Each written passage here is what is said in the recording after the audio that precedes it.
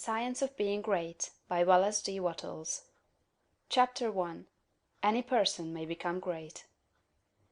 There is a principle of power in every person. By the intelligent use and direction of this principle, man can develop his own mental faculties. Man has an inherent power by which he may grow in whatsoever direction he pleases, and there does not appear to be any limit to the possibilities of his growth. No man has yet become so great in any faculty but that it is possible for some one else to become greater. The possibility is in the original substance from which man is made. Genius is omniscience flowing into man.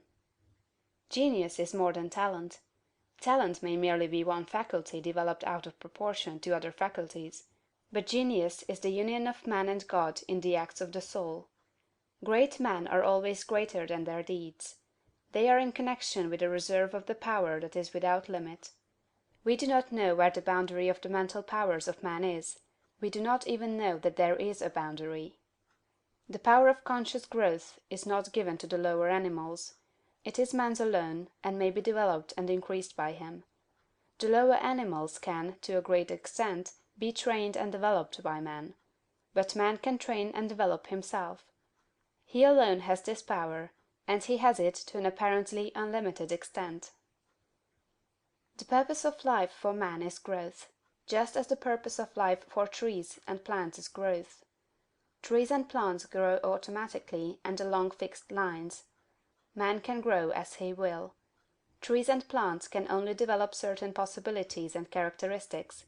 Man can develop any power, which is or has been shown by any person, anywhere. Nothing that is possible in spirit is impossible in flesh and blood. Nothing that man can think is impossible in action. Nothing that man can imagine is impossible of realization. Man is formed for growth, and he is under the necessity of growing. It is essential to his happiness that he should continuously advance. Life without progress becomes unendurable, and the person who ceases from growth must either become imbecile or insane. The greater and more harmonious and well-rounded his growth, the happier man will be.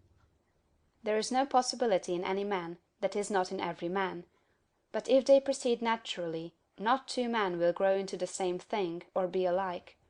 Every man comes into the world with a predisposition to grow along certain lines, and growth is easier for him along those lines than in any other way.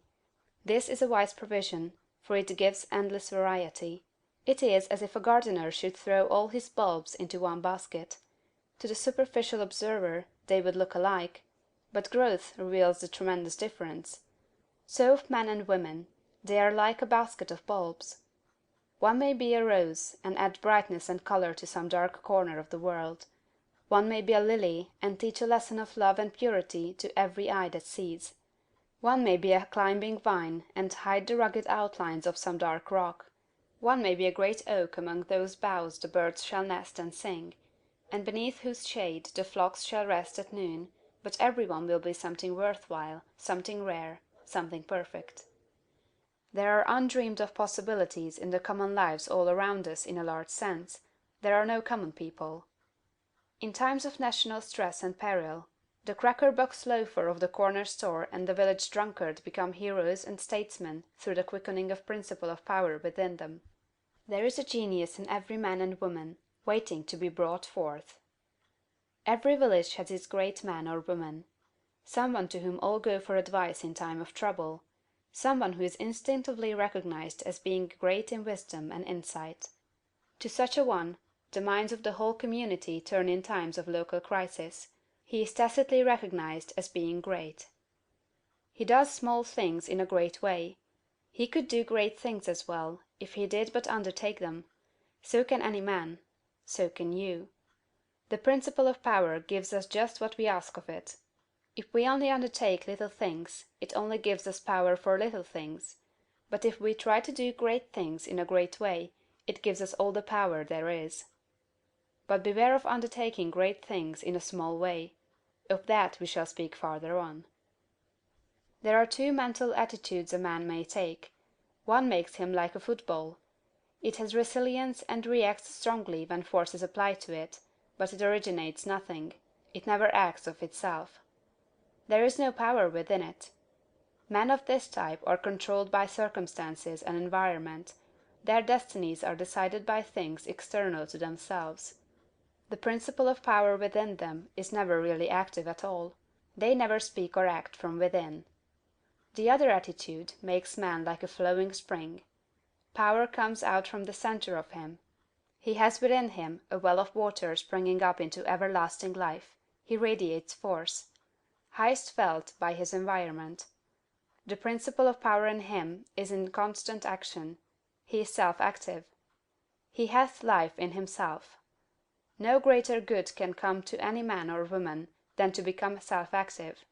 All the experiences of life are designed by Providence to force men and women into self-activity, to compel them to cease being creatures of circumstances and master their environment.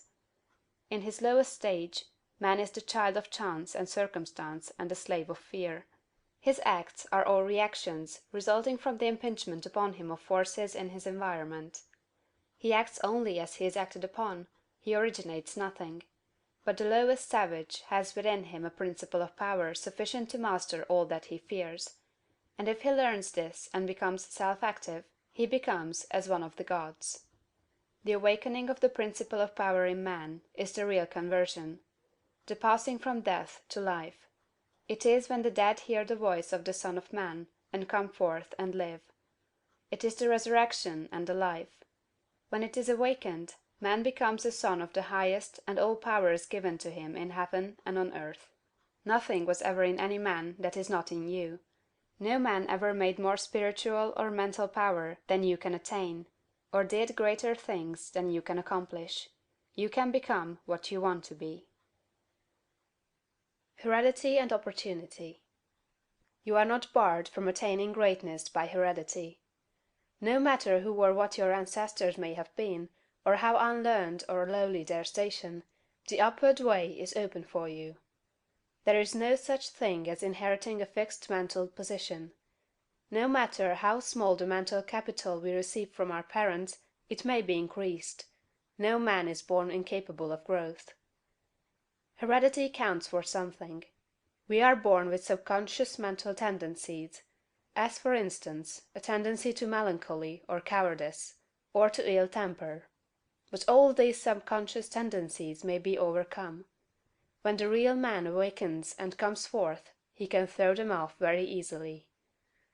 Nothing of this kind need keep you down. If you have inherited undesirable mental tendencies, you can eliminate them, and put desirable tendencies in their places. An inherited mental trait is a habit of thought of your father or mother impressed upon your subconscious mind. You can substitute the opposite impression by forming the opposite habit of thought. You can substitute a habit of cheerfulness for a tendency to despondency. You can overcome cowardice or ill temper. Heredity may count for something, too, in an inherited conformation of the skull. There is something in phrenology, if not as much as its exponents claim. It is true that the different faculties are localized in the brain, and that the power of a faculty depends upon the number of active brain cells in its area. A faculty whose brain area is large is likely to act with more power than one whose cranial section is small. Hence persons with certain conformations of the skull show talent as musicians, orators, mechanics, and so on. It has been argued from this that a man's cranial formation must, to a great extent, decide his station in life, but this is an error. It has been found that a small brain section, with many fine and active cells, gives as powerful expression to faculty as a larger brain with coarser cells; and it has been found that by turning the principle of power into any section of the brain, with the will and purpose to develop a particular talent, the brain cells may be multiplied indefinitely. Any faculty, power, or talent you possess, no matter how small or rudimentary, may be increased. You can multiply the brain cells in this particular area until it acts as powerfully as you wish. It is true that you can act most easily through those faculties that are now most largely developed. You can do, with the least effort, the things which come naturally; but it is also true that if you make the necessary effort you can develop any talent. You can do what you desire to do, and become what you want to be. When you fix upon some ideal, and proceed as hereinafter directed, all the power of your being is turned into the faculties required in the realization of that ideal. More blood and nerve force go to the corresponding sections of the brain, and the cells are quickened, increased, and multiplied in number. The proper use of the mind of man will build a brain capable of doing what the mind wants to do. The brain does not make the man makes the brain. Your place in life is not fixed by heredity. Nor are you condemned to the lower levels by circumstances or lack of opportunity. The principle of power in man is sufficient for all the requirements of his soul. No possible combination of circumstances can keep him down, if he makes his personal attitude right and determines to rise. The power which formed man and purposed him for growth also controls the circumstances of society, industry, and government. And this power is never divided against itself. The power which is in you is in the things around you, and when you begin to move forward, the things will arrange themselves for your advantage, as described in later chapters of this book. Man was formed for growth, and all things external were designed to promote his growth. No sooner does a man awaken his soul and enter on the advancing way, than he finds that not only is God for him, but nature, society, and his fellow men are for him also, and all things work together for his good if he obeys the law. Poverty is no bar to greatness, for poverty can always be removed. Martin Luther, as a child, sang in the streets for bread. Linnaeus, the naturalist, had only $40 with which to educate himself. He mended his own shoes, and often had to beg meals from his friends. Hugh Miller, apprenticed to a stonemason, began to study geology in a quarry.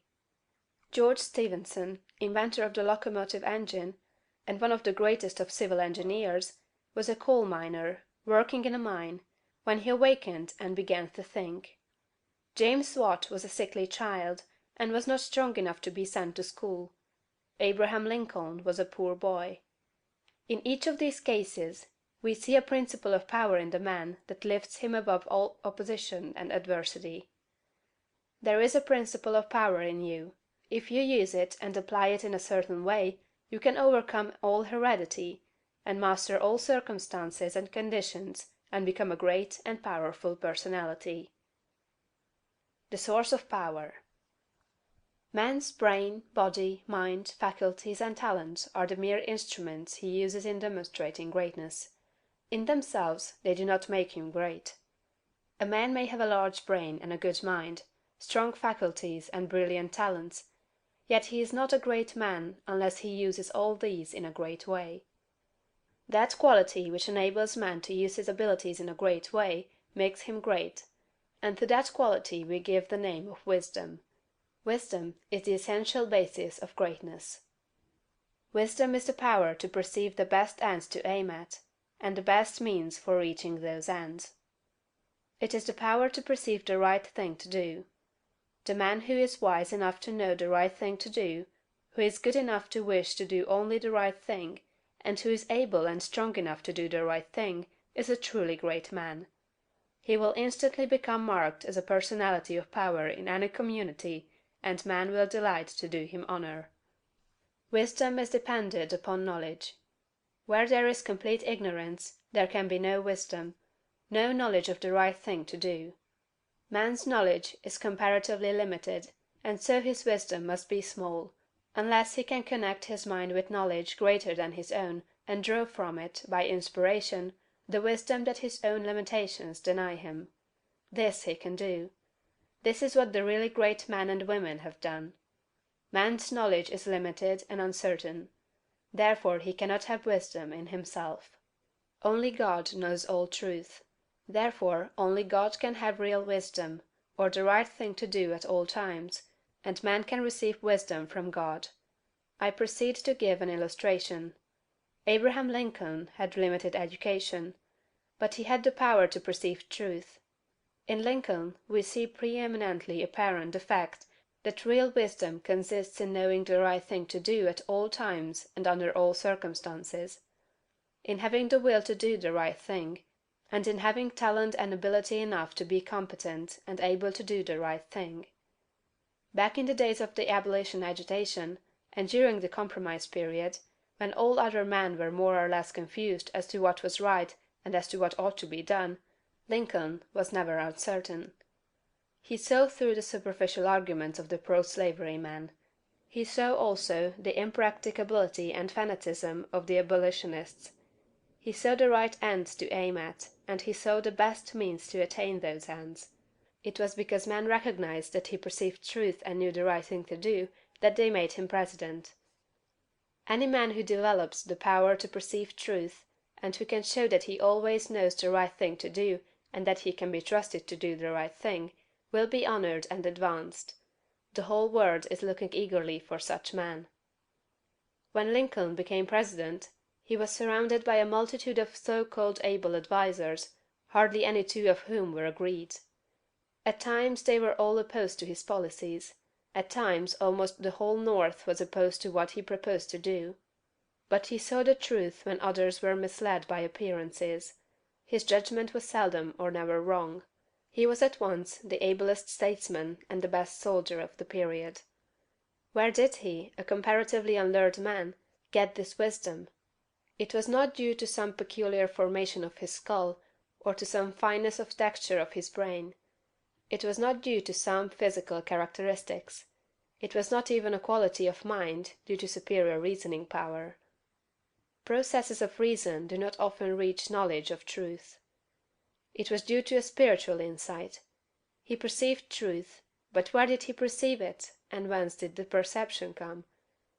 We see something similar in Washington, whose faith and courage, due to his perception of truth, held the colonies together during the long and often apparently hopeless struggle of the Revolution. We see something of the same thing in the phenomenal genius of Napoleon, who always knew, in military matters, the best means to adopt.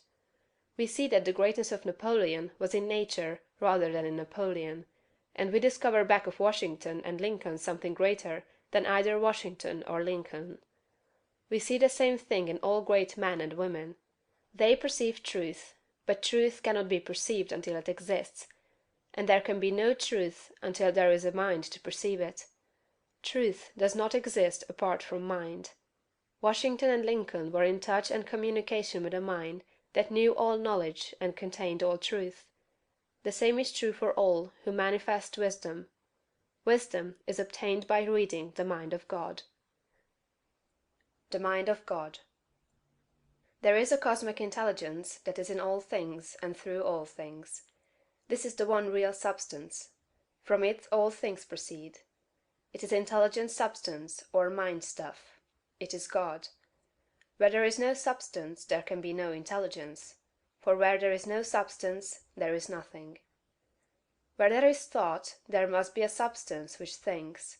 Thought cannot be a function, for function is motion, and it is unconceivable that mere motion should think. Thought cannot be vibration, for vibration is motion, and that motion should be intelligent is not thinkable. Motion is nothing but the moving of substance.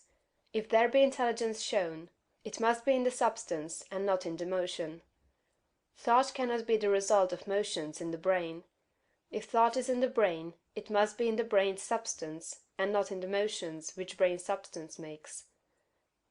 But thought is not in the brain substance, for brain substance, without life, is quite unintelligent and dead. Thought is in the life principle that animates the brain, in the spirit substance, which is the real man. The brain does not think; the man thinks, and expresses his thought through the brain. There is a spirit substance that thinks. Just as the spirit substance of man permeates his body, and thinks and knows in the body, so the original spirit substance, God, permeates all nature and thinks and knows in nature. Nature is as intelligent as man, and knows more than man. Nature knows all things. The All Mind has been in touch with all things from the beginning, and it contains all knowledge. Man's experience covers a few things, and these things man knows. But God's experience covers all the things that have happened since the creation, from the wreck of a planet or the passing of a comet to the fall of a sparrow. All that is and all that has been are present in the intelligence that is wrapped about us and enfolds us and presses upon us from every side. All the encyclopedias men have written are but trivial affairs compared to the vast knowledge held by the mind in which men live, move, and have their being.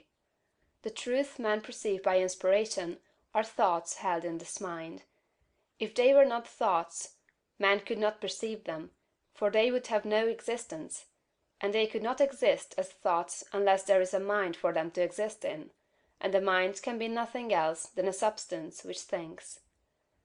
Man is thinking substance, a portion of the cosmic substance. But man is limited, while the cosmic intelligence from which he sprang, which Jesus calls the Father, is unlimited. All intelligence, power, and force comes from the Father. Jesus recognized this, and stated it very plainly. Over and over again, he ascribed all his wisdom and power to his unity with the Father, and to his perceiving the thoughts of God. My Father and I are one. This was the foundation of his knowledge and power. He showed the people the necessity of becoming spiritually awakened, of hearing his voice and becoming like him. He compared the unthinking man who is the prey and sport of circumstances to the dead man in a tomb, and besought him to hear and come forth. God is spirit, he said. Be born again, become spiritually awake, and you may see his kingdom. Hear my voice, see what I am and what I do, and come forth and live. The words I speak are spirit and life. Accept them, and they will cause a well of water to spring up within you. Then you will have life within yourself. I do what I see the Father do, he said, meaning that he read the thoughts of God. The Father shows all things to the Son. If any man has the will to do the will of God, he shall know truth. My teaching is not my own, but his that sent me. You shall know the truth, and the truth shall make you free. The Spirit shall guide you into all truth. We are immersed in mind, and that mind contains all knowledge and all truth. It is seeking to give us this knowledge, for our Father delights to give good gifts to his children. The prophets and seers and great men and women, past and present, were made great by what they received from God, not by what they were taught by man. This limitless reservoir of wisdom and power is open to you. You can draw upon it as you will, according to your needs. You can make yourself what you desire to be. You can do what you wish to do. You can have what you want. To accomplish this, you must learn to become one with the Father, so that you may perceive truth. So that you may have wisdom, and know the right ends to seek and the right means to use to attain those ends, and so that you may secure power and ability to use the means. In closing this chapter, resolve that you will now lay aside all else, and concentrate upon the attainment of conscious unity with God. Oh, when I am safe in my sylvan home, I tread on the pride of Greece and Rome, and when I am stretched beneath the pines, where the evening star so wholly shines, I laugh at the lore and pride of man, at the sophist schools and the learned clan, for what are they in all their high conceit, when man in the bush with God may meet? Preparation. Draw nigh to God, and he will draw nigh to you. If you become like God, you can read his thoughts, and if you do not, you will find the inspirational perception of truth impossible. You can never become a great man or woman until you have overcome anxiety, worry, and fear. It is impossible for an anxious man, a worried one, or a fearful one to perceive truth. All things are distorted and thrown out of their proper relations by such mental states, and those who are in them cannot read the thoughts of God. If you are poor, or if you are anxious about business or financial matters, you are recommended to study carefully the first volume of this series, The Science of Getting Rich. That will present to you a solution for your problems of this nature, no matter how large or how complicated they may seem to be. There is not the least cause for worry about financial affairs. Every person who wills to do so may rise above want, have all he needs, and become rich.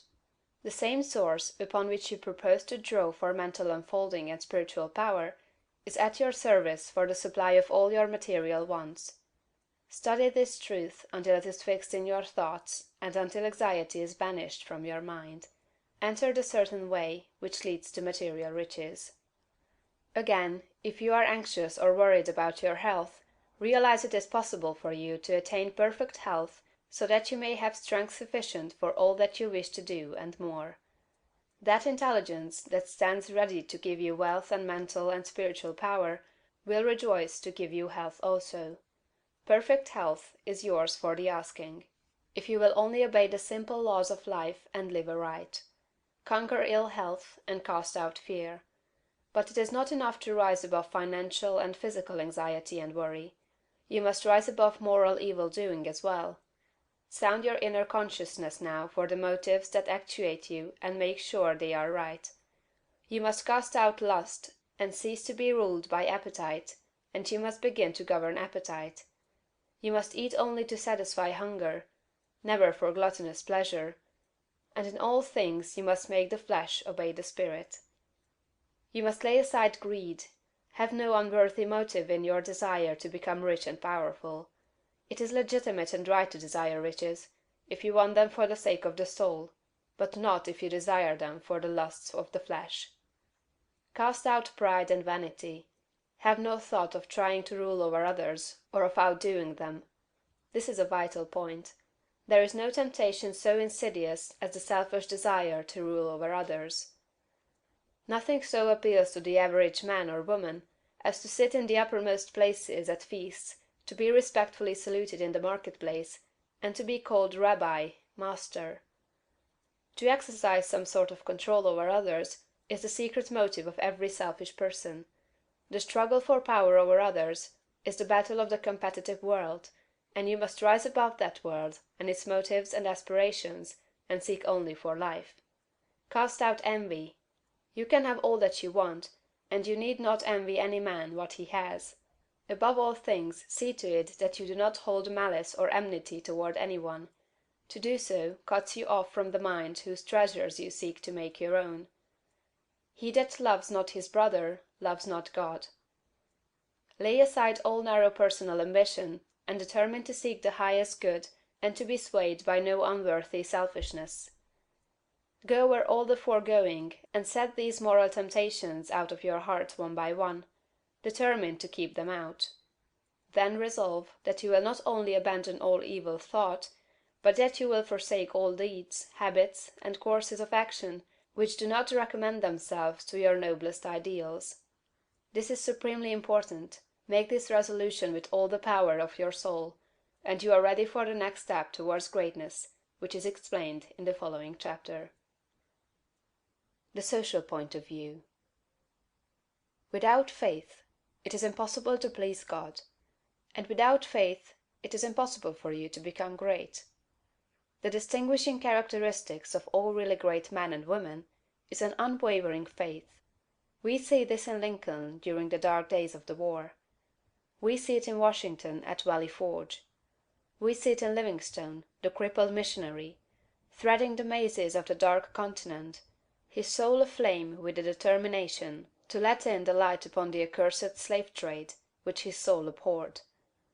We see it in Luther and in Francis Willard, in every man and woman who has attained a place on the muster roll of the great ones of the world.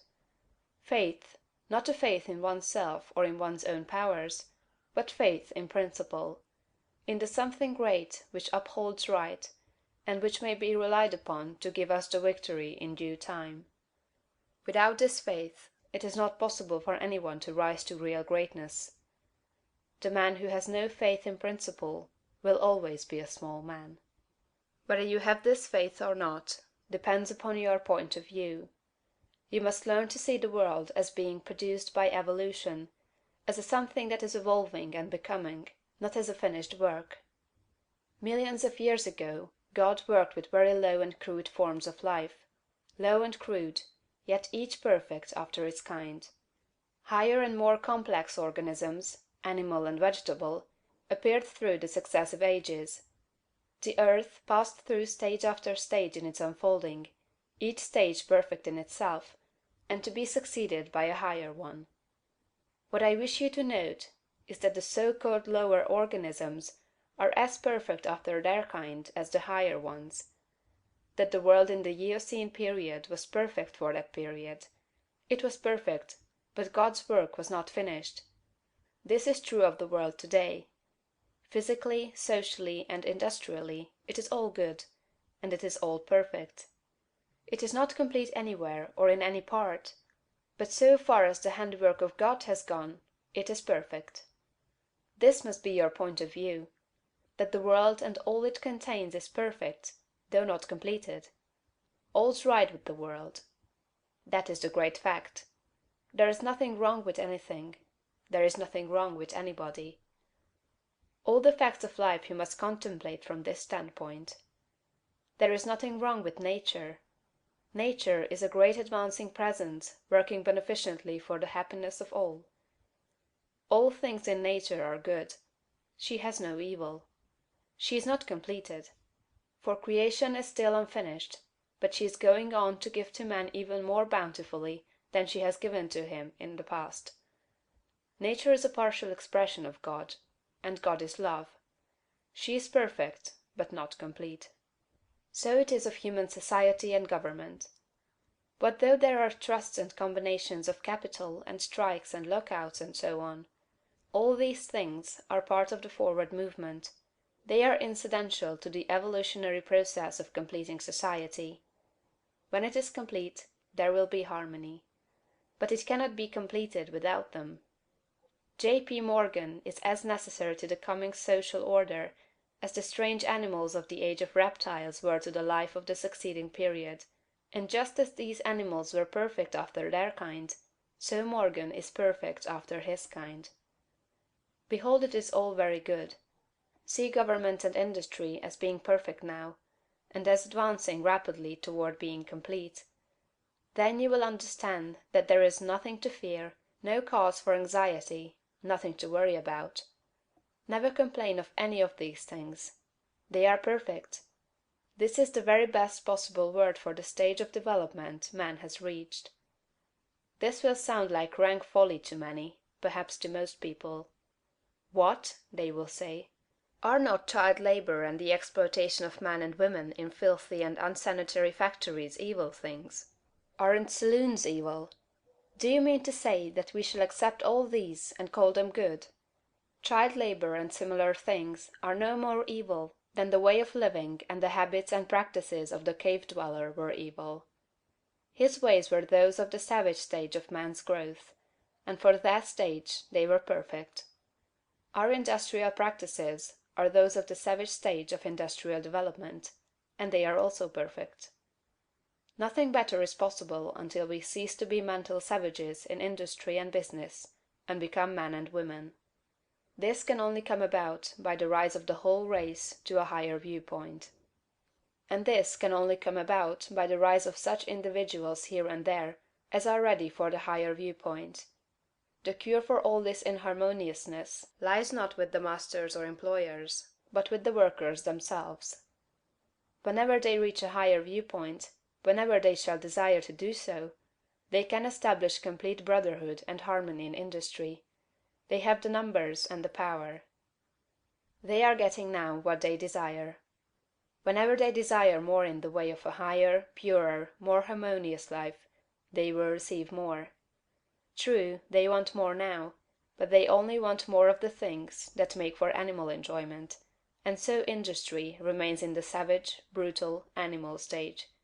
When the workers begin to rise to the mental plane of living, and ask for more of the things that make for the life of the mind and soul, industry will at once be raised above the plane of savagery and brutality. But it is perfect now upon its plane. Behold! In fact, it is all very good. So it is true of saloons and dens of vice. If the majority of the people desire these things, it is right and necessary that they should have them. When the majority desires a world without such discords, they will create such a world. So long as men and women are on the plane of bestial thought, so long the social order will be in part disorder, and will show bestial manifestations. The people make society what it is, and as the people rise above the bestial thought, society will rise above the beastly in its manifestations. but a society which thinks in a bestial way, must have saloons and dives. It is perfect after its kind, as the world was in the Eocene period, and very good. All this does not prevent you from working for better things. You can work to complete an unfinished society, instead of to renovate a decaying one. And you can work with a better heart and a more hopeful spirit. It will make an immense difference with your faith and spirit, whether you look upon civilization as a good thing that is becoming better, or as a bad and evil thing that is decaying. One viewpoint gives you an advancing and expanding mind, and the other gives you a descending and decreasing mind. One viewpoint will make you grow greater, and the other will inevitably cause you to grow smaller. One will enable you to work for the eternal things, to do large works in a great way toward the completing of all that is incomplete and inharmonious; and the other will make you a mere patchwork reformer, working almost without hope to save a few lost souls from what you will grow to consider a lost and doomed world. So you see it makes a vast difference to you, this matter of the social viewpoint. All's right with the world. Nothing can possibly be wrong but my personal attitude, and I will make that right. I will see the facts of nature and all the events, circumstances, and conditions of society, politics, government, and industry from the highest viewpoint. It is all perfect, though incomplete. It is all the handiwork of God. Behold, it is all very good. The individual point of view. Important as the matter of your point of view for the facts of social life is, it is of less moment than your viewpoint for your fellow men, for your acquaintances, friends, relatives, your immediate family, and most of all, yourself. You must learn not to look upon the world as a lost and decaying thing, but as a something perfect and glorious, which is going on to a most beautiful completeness. And you must learn to see men and women not as lost and accursed things, but as perfect beings advancing to become complete. There are no bad or evil people. An engine, which is on the rails pulling a heavy train, is perfect after its kind, and it is good. The power of steam, which drives it, is good. Let a broken rail throw the engine into the ditch, and it does not become bad or evil by being so displaced. It is a perfectly good engine, but off the track. The power of steam that drives it into the ditch and wrecks it is not evil, but a perfectly good power. So that which is misplaced, or applied in an incomplete or partial way, is not evil. There are no evil people. There are perfectly good people who are off the track, but they do not need condemnation or punishment, they only need to get upon the rails again. That which is undeveloped or incomplete often appears to us as evil, because of the way we have trained ourselves to think. The root of a bulb that shall produce a white lily is an unsightly thing. One might look upon it with disgust. But how foolish we should be to condemn the bulb for its appearance when we know the lily is within it. The root is perfect after its kind. It is a perfect but incomplete lily, and so we must learn to look upon every man and woman, no matter how unlovely in outward manifestation. They are perfect in their stage of being, and they are becoming complete. Behold, it is all very good. Once we come into a comprehension of this fact, and arrive at this point of view, we lose all desire to find fault with people, to judge them, criticize them, or condemn them. We no longer work as those who are saving lost souls, but as those who are among the angels, working out the completion of a glorious heaven. We are born of the Spirit, and we see the kingdom of God. We no longer see men as trees walking, but our vision is complete. We have nothing but good words to say. It is all good, a great and glorious humanity coming to completeness. And in our association with men this puts us into an expansive and enlarging attitude of mind. We see them as great beings, and we begin to deal with them and their affairs in a great way. But if we fall to the other point of view, and see a lost and degenerate race, we shrink into the contracting mind, and our dealings with men and their affairs will be in a small and contracted way. Remember to hold steadily to this point of view. If you do, you cannot fail to begin at once to deal with your acquaintances and neighbors and with your own family as a great personality deals with men. This same viewpoint must be the one from which you regard yourself. You must always see yourself as a great advancing soul. Learn to say, "There is that in me of which I am made, which knows no imperfection, weakness, or sickness. The world is incomplete, but God in my own consciousness is both perfect and complete. Nothing can be wrong but my own personal attitude, and my own personal attitude can be wrong only when I disobey that which is within. I am a perfect manifestation of God, so far as I have gone, and I will press on to be complete. I will trust and not be afraid."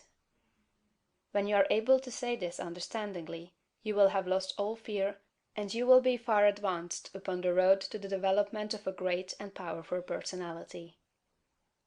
Consecration. Having attained to the viewpoint that puts you into the right relations with the world and with your fellow men, the next step is consecration, and consecration in its true sense simply means obedience to the soul. You have that within you, that which is always impelling you toward the upward and advancing way. And that impelling something is the divine principle of power. You must obey it without question. No one will deny the statement that if you are to be great, the greatness must be a manifestation of something within. Nor can you question that this something must be the very greatest and highest that is within. It is not the mind, or the intellect, or the reason. You cannot be great if you go no farther back for principle than to your reasoning power. Reason knows neither principle nor morality. Your reason is like a lawyer, in that it will argue for either side. The intellect of a thief will plan robbery and murder as readily as the intellect of a saint will plan a great philanthropy. Intellect helps us to see the best means and manner of doing the right thing, but intellect never shows us the right thing. Intellect and reason serve the selfish man for his selfish ends as readily as they serve the unselfish man for his unselfish ends. Use intellect and reason without regard to principle, and you may become known as a very able person, but you will never become known as a person whose life shows the power of real greatness. There is too much training of the intellect and reasoning powers, and too little training in obedience to the soul. This is the only thing that can be wrong with your personal attitude, when it fails to be one of obedience to the principle of power. By going back to your own center, you can always find the pure idea of right for every relationship. To be great and to have power, it is only necessary to conform your life to the pure idea as you find it in the great within. Every compromise on this point is made at the expense of a loss of power. This you must remember. There are many ideas in your mind that you have outgrown, and which, from force of habit, you still permit to dictate the actions of your life.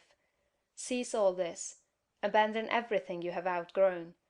There are many ignoble customs, social and other, which you still follow, although you know they tend to dwarf and belittle you, and keep you acting in a small way. Rise above all this. I do not say that you should absolutely disregard conventionalities, or the commonly accepted standards of right and wrong. You cannot do this. But you can deliver your soul from most of the narrow restrictions that bind the majority of your fellow men. Do not give your time and strength to the support of the obsolete institutions, religious or otherwise. Do not be bound by creeds in which you do not believe. Be free. You have perhaps formed some sensual habits of mind or body. Abandon them. You still indulge in distrustful fears that things will go wrong, or that people will betray you, or mistreat you. Get above all of them. You still act selfishly in many ways and on many occasions. Cease to do so. Abandon all these, and in place of them, put the best actions you can form a conception of in your mind. If you desire to advance, and you are not doing so, remember that it can be only because your thought is better than your practice. You must do as well as you think. Let your thoughts be ruled by principle, and then live up to your thoughts. Let your attitude in business, in politics, in neighborhood affairs, and in your own home be the expression of the best thoughts you can think. Let your manner toward all men and women, great and small, and especially to your own family circle, always be the most kindly, gracious, and courteous you can picture in your imagination. Remember your viewpoint. You are a god in the company of gods, and must conduct yourself accordingly. The steps to complete consecration are few and simple. You cannot be ruled from below if you are to be great; you must rule from above. Therefore you cannot be governed by physical impulses. You must bring your body into subjection to the mind. But your mind, without principle, may lead you into selfishness and immoral ways.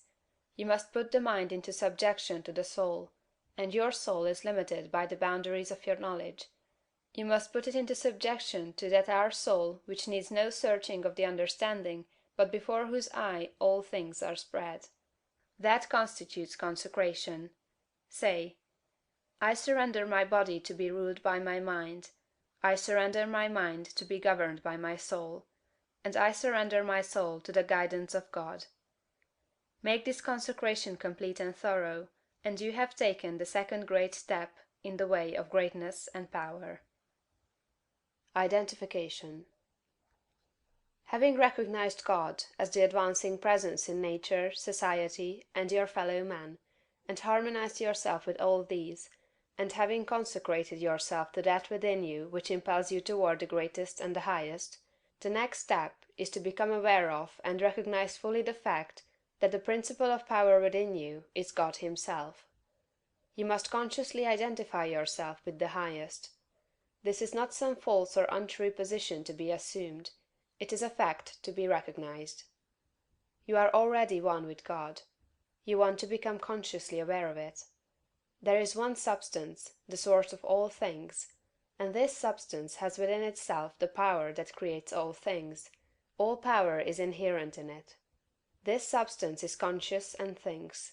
It works with perfect understanding and intelligence. You know that it is so, because you know that substance exists, and that consciousness exists, and that it must be substance that is conscious. Man is conscious and thinks. Man is substance; he must be substance, else he is nothing and does not exist at all. If man is substance and thinks, and is conscious, then he is conscious substance. It is not conceivable that there should be more than one conscious substance; so man is the original substance, the source of all life and power embodied in a physical form. Man cannot be something different from God. Intelligence is one and the same everywhere, and must be everywhere an attribute of the same substance. There cannot be one kind of intelligence in God and another kind of intelligence in man. Intelligence can only be in intelligent substance, and intelligent substance is God. Man is of one and the same stuff with God, and so all the talents, powers, and possibilities that are in God are in man, not just in a few exceptional men, but in every one. All power is given to man, in heaven and on earth. Is it not written, Ye are gods? The principle of power in man is man himself, and man himself is God. But while man is original substance, and has within him all power and possibilities, his consciousness is limited. He does not know all there is to know, and so he is liable to error and mistake. To save himself from these, he must unite his mind to that outside him which does know all. He must become consciously one with God. There is a mind surrounding him on every side, closer than breathing, nearer than hands and feet, and in this mind is the memory of all that has ever happened, from the greatest convulsions of nature in prehistoric days to the fall of a sparrow in this present time, and all that is in existence now as well. Held in this mind is the great purpose that is behind all nature, so it knows what is going to be. Man is surrounded by a mind that knows all there is to know, past, present, and to come. Everything that men have said or done or written is present there. Man is of the same one identical stuff with this mind; he proceeded from it, and he can so identify himself with it that he may know what it knows. My Father is greater than I, said Jesus. I come from him. I and my Father are one. He shows the Son all things. The Spirit shall guide you into all truth. Your identification of yourself with the infinite must be accomplished by conscious recognition on your part. Recognizing it as a fact, that there is only God, and that all intelligence is in the one substance, You must affirm somewhat after this wise: There is only one, and that one is everywhere. I surrender myself to conscious unity with the Highest. Not I, but the Father. I will to be one with the Supreme, and to lead the divine life. I am one with infinite consciousness. There is but one mind, and I am that mind. I that speak unto you am He. If you have been thorough in the work as outlined in the preceding chapters, if you have attained to the true viewpoint, and if your consecration is complete, you will not find conscious identification hard to attain, and once it is attained, the power you seek is yours, for you have made yourself one with all the power there is. Idealization. You are a thinking centre in original substance, and the thoughts of original substance have creative power. Whatever is formed in its thought, and held as a thought form, must come into existence as a visible and so-called material form, and a thought form held in thinking substance is a reality. It is a real thing, whether it has yet become visible to mortal eye or not. This is a fact that you should impress upon your understanding, that a thought held in thinking substance is a real thing, a form, and has actual existence, although it is not visible to you. You internally take the form in which you think of yourself, and you surround yourself with the invisible forms of those things with which you associate in your thoughts.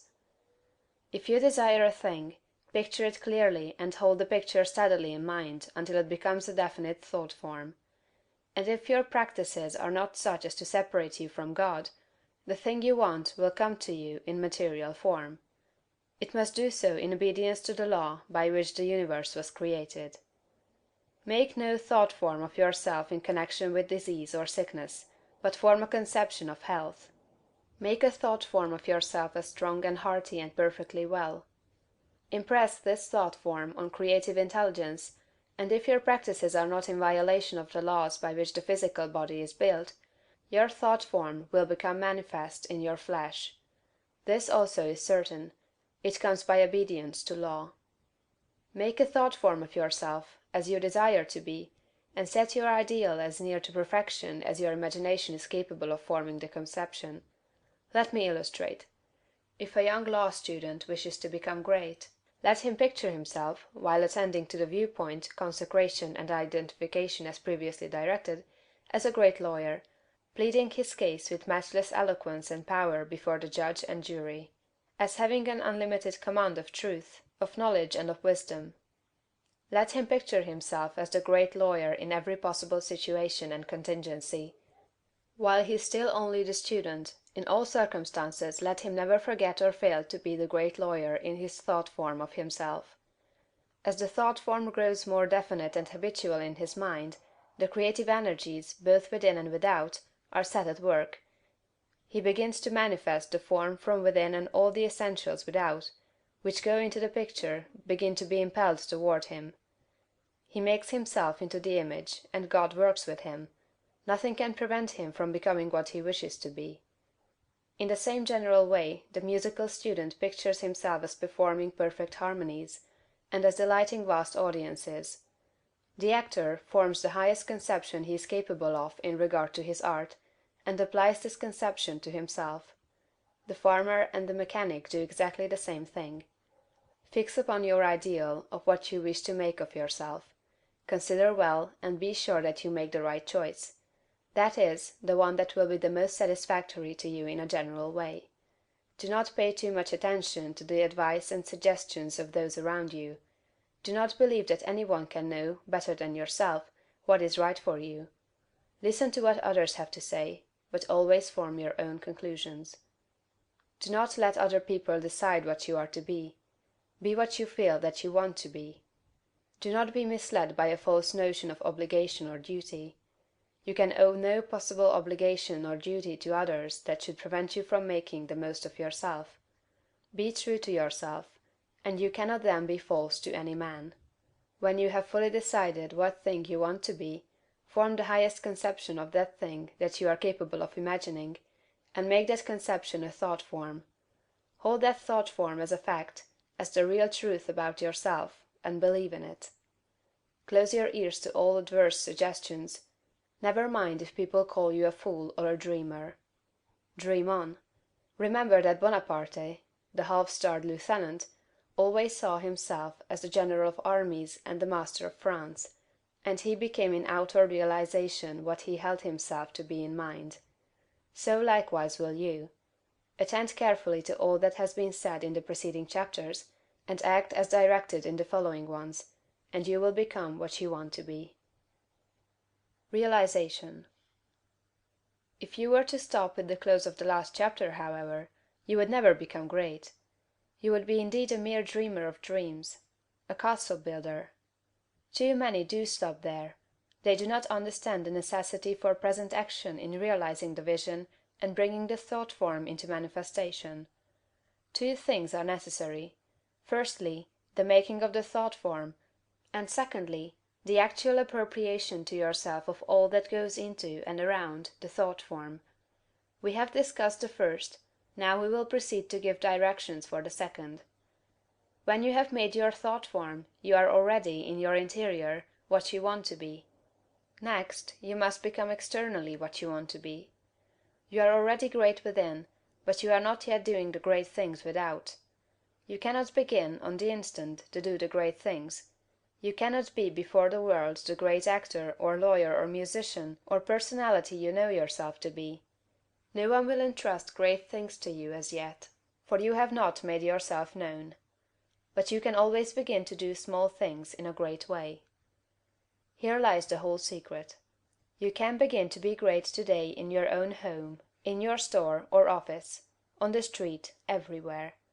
You can begin to make yourself known as great, and you can do this by doing everything you do in a great way. You must put the whole power of your great soul into every act, however small or commonplace, and so reveal to your family, your friends and neighbors what you really are. Do not brag or boast of yourself. Do not go about telling people what a great personage you are. Simply live in a great way. No one will believe you if you tell him you are a great man, but no one can doubt your greatness if you show it in your actions. In your domestic circle, be so just, so generous, so courteous and kindly, that your family, your wife, husband, children, brothers and sisters, shall know that you are a great and noble soul. In all your relations with men be great, just, generous, courteous and kindly. The great are never otherwise. This is your attitude. Next, and most important, you must have absolute faith in your own perceptions of truth. Never act in haste or hurry. Be deliberate in everything. Wait until you feel that you know the true way. And when you do feel that you know the true way, be guided by your own faith, though the entire world shall disagree with you. If you do not believe what God tells you in little things, you will never draw upon his wisdom and knowledge in larger things. When you feel deeply that a certain act is the right act, do it, and have perfect faith that the consequences will be good. When you are deeply impressed that a certain thing is true, no matter what the appearances to the contrary may be, accept that thing as true and act accordingly. The one way to develop a perception of truth in large things is to trust absolutely to your present perception of truth in small things. Remember that you are seeking to develop this very power or faculty, the perception of truth. You are learning to read the thoughts of God. Nothing is great and nothing is small in the sight of Omnipotence. He holds the sun in its place, but he also notes a sparrow's fall, and numbers the hairs of your head. God is as much interested in the little matters of everyday life as he is in the affairs of nations. You can perceive truth about family and neighborhood affairs, as well as about matters of statecraft. And the way to begin is to have perfect faith in the truth in these small matters, as it is revealed to you from day to day. When you feel deeply impelled to take a course that seems contrary to all reason and worthy judgment, take that course. Listen to the suggestions and advice of others, but always do what you feel deeply in the within to be the true thing to do. Rely with absolute faith, at all times, on your own perception of truth, but be sure that you listen to God, that you do not act in haste, fear, or anxiety. Rely upon your perception of truth in all the facts and circumstances of life. If you feel deeply that a certain man will be in a certain place on a certain day, go there with perfect faith to meet him. He will be there, no matter how unlikely it may seem. If you feel sure that certain people are making certain combinations, or doing certain things, act in the faith that they are doing those things.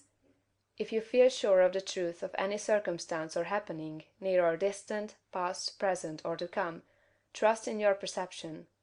You may make occasional mistakes at first, because of your imperfect understanding of the within, but you will soon be guided almost invariably right. Soon your family and friends will begin to defer more and more to your judgment, and to be guided by you. Soon your neighbors and townsmen will be coming to you for counsel and advice. Soon you will be recognized as one who is great in small things, and you will be called upon more and more to take charge of larger things. All that is necessary is to be guided absolutely, in all things, by your inner light, your perception of truth.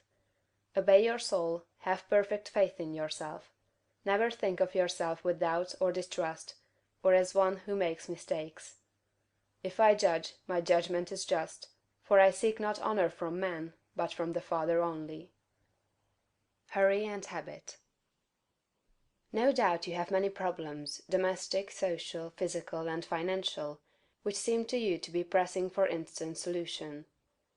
You have debts that must be paid, or other obligations that must be met. You are unhappily or inharmoniously placed, and feel that something must be done at once. Do not get into a hurry and act from superficial impulses. You can trust God for the solution of all your personal riddles. There is no hurry. There is only God, and all is well with the world. There is an invincible power in you, and the same power is in the things you want. It is bringing them to you, and bringing you to them. This is a thought that you must grasp, and hold continuously that the same intelligence that is in you is in the things you desire. They are impelled toward you as strongly and decidedly as your desire impels you toward them. The tendency, therefore, of a steadily held thought must be to bring the things you desire to you, and to group them around you. So long as you hold your thought and your faith right, all must go well. Nothing can be wrong but your own personal attitude, and that will not be wrong if you trust and are not afraid. Hurry is a manifestation of fear. He who fears not has plenty of time. If you act with perfect faith in your own perceptions of truth, you will never be too late or too early, and nothing will go wrong. If things appear to be going wrong, do not get disturbed in mind, it is only an appearance. Nothing can go wrong in this world but yourself, and you can go wrong only by getting into the wrong mental attitude. Whenever you find yourself getting excited, worried, or into the mental attitude of hurry, sit down and think it over, play a game of some kind, or take a vacation. Go on a trip, and all will be right when you return. So surely as you find yourself in the mental attitude of haste, just so surely may you know that you are out of the mental attitude of greatness.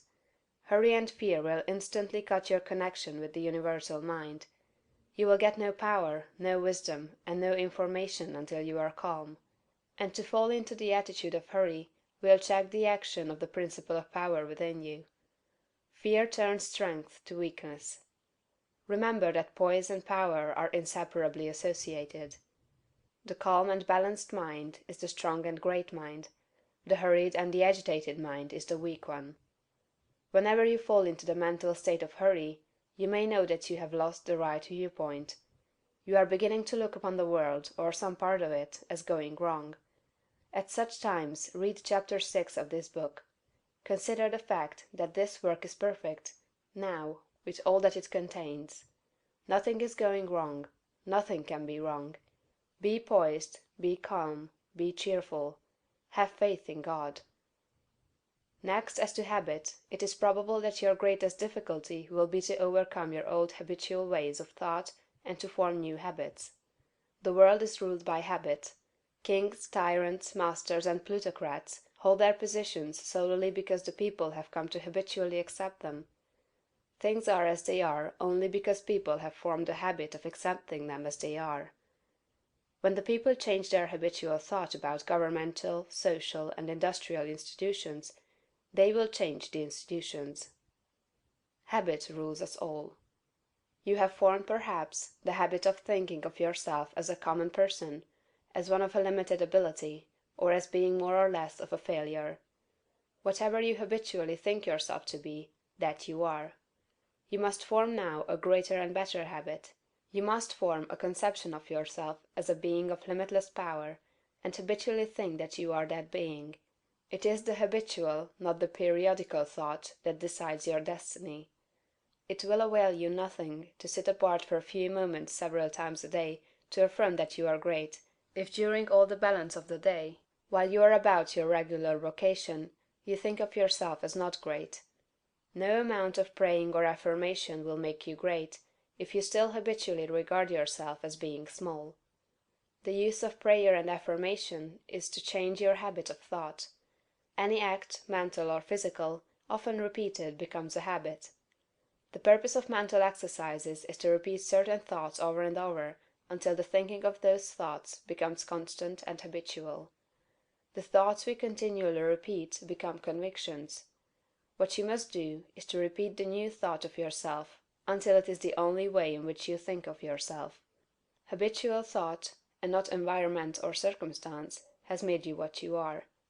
Every person has some central idea or thought form of himself, and by this idea he classifies and arranges all his facts and external relationships. You are classifying your facts either according to the idea that you are a great and strong personality, or according to the idea that you are limited, common, or weak. If the latter is the case, you must change your central idea. Get a new mental picture of yourself. Do not try to become great by repeating mere strings of words or superficial formulas, but repeat over and over the thought of your own power and ability until you classify external facts and decide your place everywhere by this idea. In another chapter will be found an illustrative mental exercise and further directions on this point. Thought. Greatness is only attained by the constant thinking of great thoughts. No man can become great in outward personality until he is great internally. And no man can be great internally until he thinks. No amount of education, reading, or study can make you great without thought. But thought can make you great with every little study. There are altogether too many people who are trying to make something of themselves by reading books without thinking. All such will fail. You are not mentally developed by what you read, but by what you think about what you read. Thinking is the hardest and most exhausting of all labor, and hence many people shrink from it. God has so formed us that we are continuously impelled to thought. We must either think or engage in some activity to escape thought. The headlong, continuous chase for pleasure in which most people spend all their leisure time is only an effort to escape thought. If they are alone, or if they have nothing amusing to take their attention, as a novel to read or a show to see, they must think; and to escape from thinking they resort to novels, shows, and all the endless devices of the purveyors of amusement.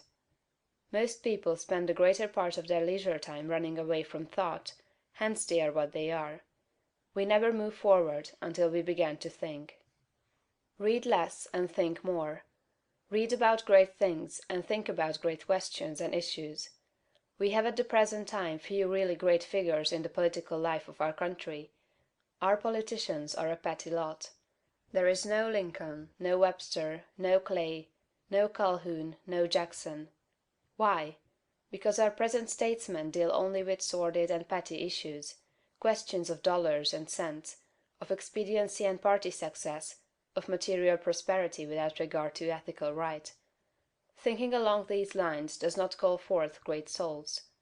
The statesmen of Lincoln's time and previous times dealt with questions of eternal truth, of human rights and justice. Men thought upon great themes, they thought great thoughts, and they became great men. Thinking, not mere knowledge or information, makes personality. Thinking is growth. You cannot think without growing. Every thought engenders another thought. Write one idea, and others will follow until you have written a page. You cannot fathom your own mind. It has neither bottom nor boundaries. Your first thoughts may be crude, but as you go on thinking you will use more and more of yourself. You will quicken new brain cells into activity, and you will develop new faculties. Heredity, environment, circumstances, all things must give way before you if you practice sustained and continuous thought.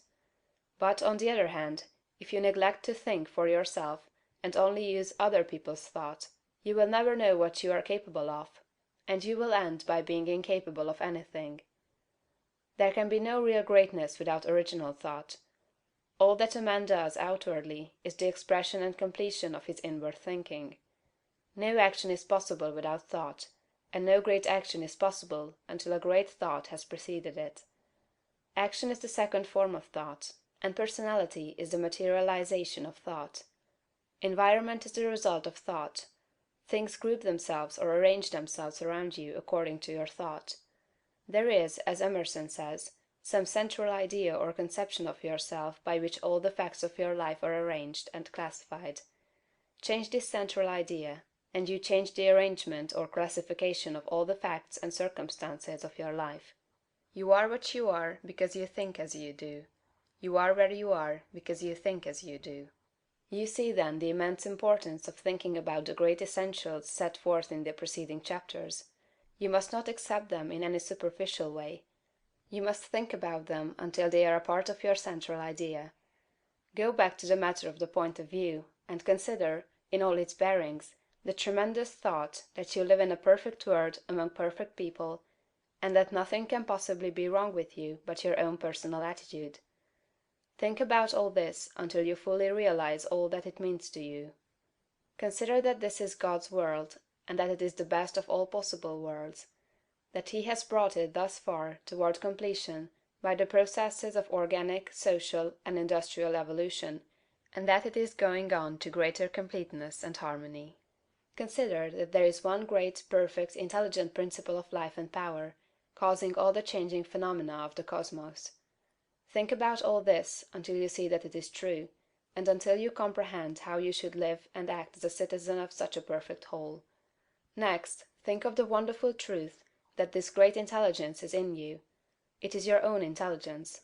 It is an inner light impelling you toward the right thing and the best thing, the greatest act and the highest happiness. It is a principle of power in you, giving you all the ability and genius there is. It will infallibly guide you to the best, if you will submit to it and walk in the light. Consider what is meant by your consecration of yourself when you say, "I will obey my soul." This is a sentence of tremendous meaning. It must revolutionize the attitude and behavior of the average person. Then think of your identification with this great Supreme, that all its knowledge is yours, and all its wisdom is yours for the asking. You are a god if you think like a god. If you think like a god, you cannot fail to act like a god. Divine thoughts will surely externalize themselves in a divine life. Thoughts of power will end in a life of power. Great thoughts will manifest in a great personality. Think well of all this, and then you are ready to act. Action at home. Do not merely think that you are going to become great. Think that you are great now. Do not think that you will begin to act in a great way at some future time. Begin now. Do not think that you will act in a great way when you reach a different environment. Act in a great way where you are now. Do not think that you will begin to act in a great way when you begin to deal with great things. Begin to deal in a great way with small things. Do not think that you will begin to be great when you get among more intelligent people or among people who understand you better. Begin now to deal in a great way with the people around you. If you are not in an environment where there is scope for your best powers and talents, you can move in due time, but meanwhile you can be great where you are. Lincoln was as great when he was a backwoods lawyer as when he was president. As a backwoods lawyer he did common things in a great way, and that made him president. Had he waited until he reached Washington to begin to be great, he would have remained unknown. You are not made great by the location in which you happen to be, nor by the things with which you may surround yourself. You are not made great by what you receive from others, and you can never manifest greatness so long as you depend on others. You will manifest greatness only when you begin to stand alone. Dismiss all thought of reliance on externals, whether things, books, or people. As Emerson said, Shakespeare will never be made by the study of Shakespeare. Shakespeare will be made by the thinking of Shakespearean thoughts. Never mind how the people around you, including those of your own household, may treat you. That has nothing at all to do with your being great. That is, it cannot hinder you from being great. People may neglect you, and be unthankful and unkind in their attitude toward you. Does that prevent you from being great in your manner and attitude toward them? Your Father, said Jesus, is kind to the unthankful and the evil. Would God be great if he should go away and sulk because people were unthankful and did not appreciate him? Treat the unthankful and the evil in a great and perfectly kind way, just as God does. Do not talk about your greatness. You are really, in essential nature, no greater than those around you. You may have entered upon a way of living and thinking which they have not yet found, but they are perfect on their own plane of thought and action. You are entitled to no special honor or consideration for your greatness. You are a god, but you are among gods. You will fall into the boastful attitude if you see other people's shortcomings and failures and compare them with your own virtues and successes, and if you fall into the boastful attitude of mind, you will cease to be great and become small. Think of yourself as a perfect being among perfect beings, and meet every person as an equal, not as either superior or an inferior. Give yourself no airs. Great people never do. Ask no honors and seek no recognition. Honors and recognition will come fast enough if you are entitled to them. Begin at home. It is a great person who can always be poised, assured, calm, and perfectly kind and considerate at home. If your manner and attitude in your own family are always the best you can think of, you will soon become the one on whom all the others will rely. You will be a tower of strength, and a support in time of trouble. You will be loved and appreciated. At the same time, do not make the mistake of throwing yourself away in the service of others. The great person respects himself. He serves and helps, but he is never slavishly servile. You cannot help your family by being a slave to them, or by doing for them those things that by right they should do for themselves. You do a person an injury when you wait on him too much. The selfish and exacting are a great deal better off if their exactions are denied. The ideal world is not one where there are a lot of people being waited on by other people. It is a world where everybody waits on himself. Meet all demands, selfish and otherwise, with perfect kindness and consideration. But do not allow yourself to be made a slave to the whims, caprices, exactions, or slavish desires of any member of your family. To do so is not great, and it works an injury to the other party. Do not become uneasy over the failures or mistakes of any member of your family, and feel that you must interfere. Do not be disturbed if others seem to be going wrong, and feel that you must step in and set them right. Remember that every person is perfect on his own plane. You cannot improve on the work of God. Do not meddle with the personal habits and practices of others, though they are your nearest and dearest. These things are none of your business. Nothing can be wrong but your own personal attitude. Make that right, and you will know that all else is right. You are a truly great soul when you can live with those who do things that you do not do, and yet refrain from either criticism or interference. Do the things that are right for you to do, and believe that every member of your family is doing the things that are right for him. Nothing is wrong with anybody or anything. Behold, it is all very good. Do not be enslaved by anyone else, but be just as careful that you do not enslave anyone else to your own notions of what is right. Think, and think deeply and continuously. Be perfect in your kindness and consideration. Let your attitude be that of a god among gods, and not that of a god among inferior beings. This is the way to be great in your own home. Action abroad. The rules that apply to your action at home must apply to your action everywhere. Never forget for an instant that this is a perfect world, and that you are a god among gods. You are as great as the greatest, but all are your equals. Rely absolutely on your perception of truth. Trust to the inner light rather than to reason, but be sure that your perception comes from the inner light. Act in poise and calmness. Be still and attend on God. Your identification of yourself with the All-Mind will give you all the knowledge you need for guidance in any contingency that may arise in your own life or in the lives of the others. It is only necessary that you should be supremely calm, and rely upon the eternal wisdom that is within you. If you act in poise and faith, your judgment will always be right, and you will always know exactly what to do. Do not hurry or worry. Remember Lincoln in the dark days of the war. James Freeman Clarke relates that after the battle of Fredericksburg, Lincoln alone furnished a supply of faith and hope for the nation. Hundreds of leading men, from all parts of the country, went sadly into his room and came out cheerful and hopeful. They had stood face to face with the Highest, and had seen God in this lank, ungainly, patient man, although they knew it not. Have perfect faith in yourself and in your own ability to cope with any combination of circumstances that may arise. Do not be disturbed if you are alone. If you need friends, they will be brought to you at the right time. Do not be disturbed if you feel that you are ignorant.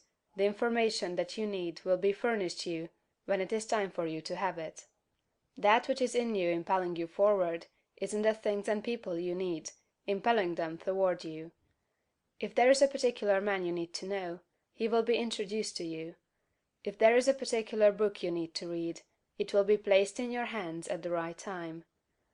All the knowledge you need is coming to you from both external and internal sources. Your information and your talents will always be equal to the requirements of the occasion. Remember that Jesus told his disciples not to worry as to what they should say when brought before the judges. He knew that the power in them would be sufficient for the needs of the hour. As soon as you awaken and begin to use your faculties in a great way, you will apply power to the development of your brain. New cells will be created, and dormant cells quickened into activity, and your brain will be qualified as a perfect instrument for your mind. Do not try to do great things until you are ready to go about them in a great way. If you undertake to deal with great matters in a small way, that is, from a low viewpoint, or with incomplete consecration and wavering faith and courage, you will fail. Do not be in a hurry to get to the great things. Doing great things will not make you great, but becoming great will certainly lead you to the doing of great things. Begin to be great where you are, and in the things you do every day. Do not be in haste to be found out or recognized as a great personality. Do not be disappointed if men do not nominate you for office within a month after you begin to practice what you read in this book. Great people never seek for recognition or applause. They are not great because they want to be paid for being so. Greatness is reward enough for itself.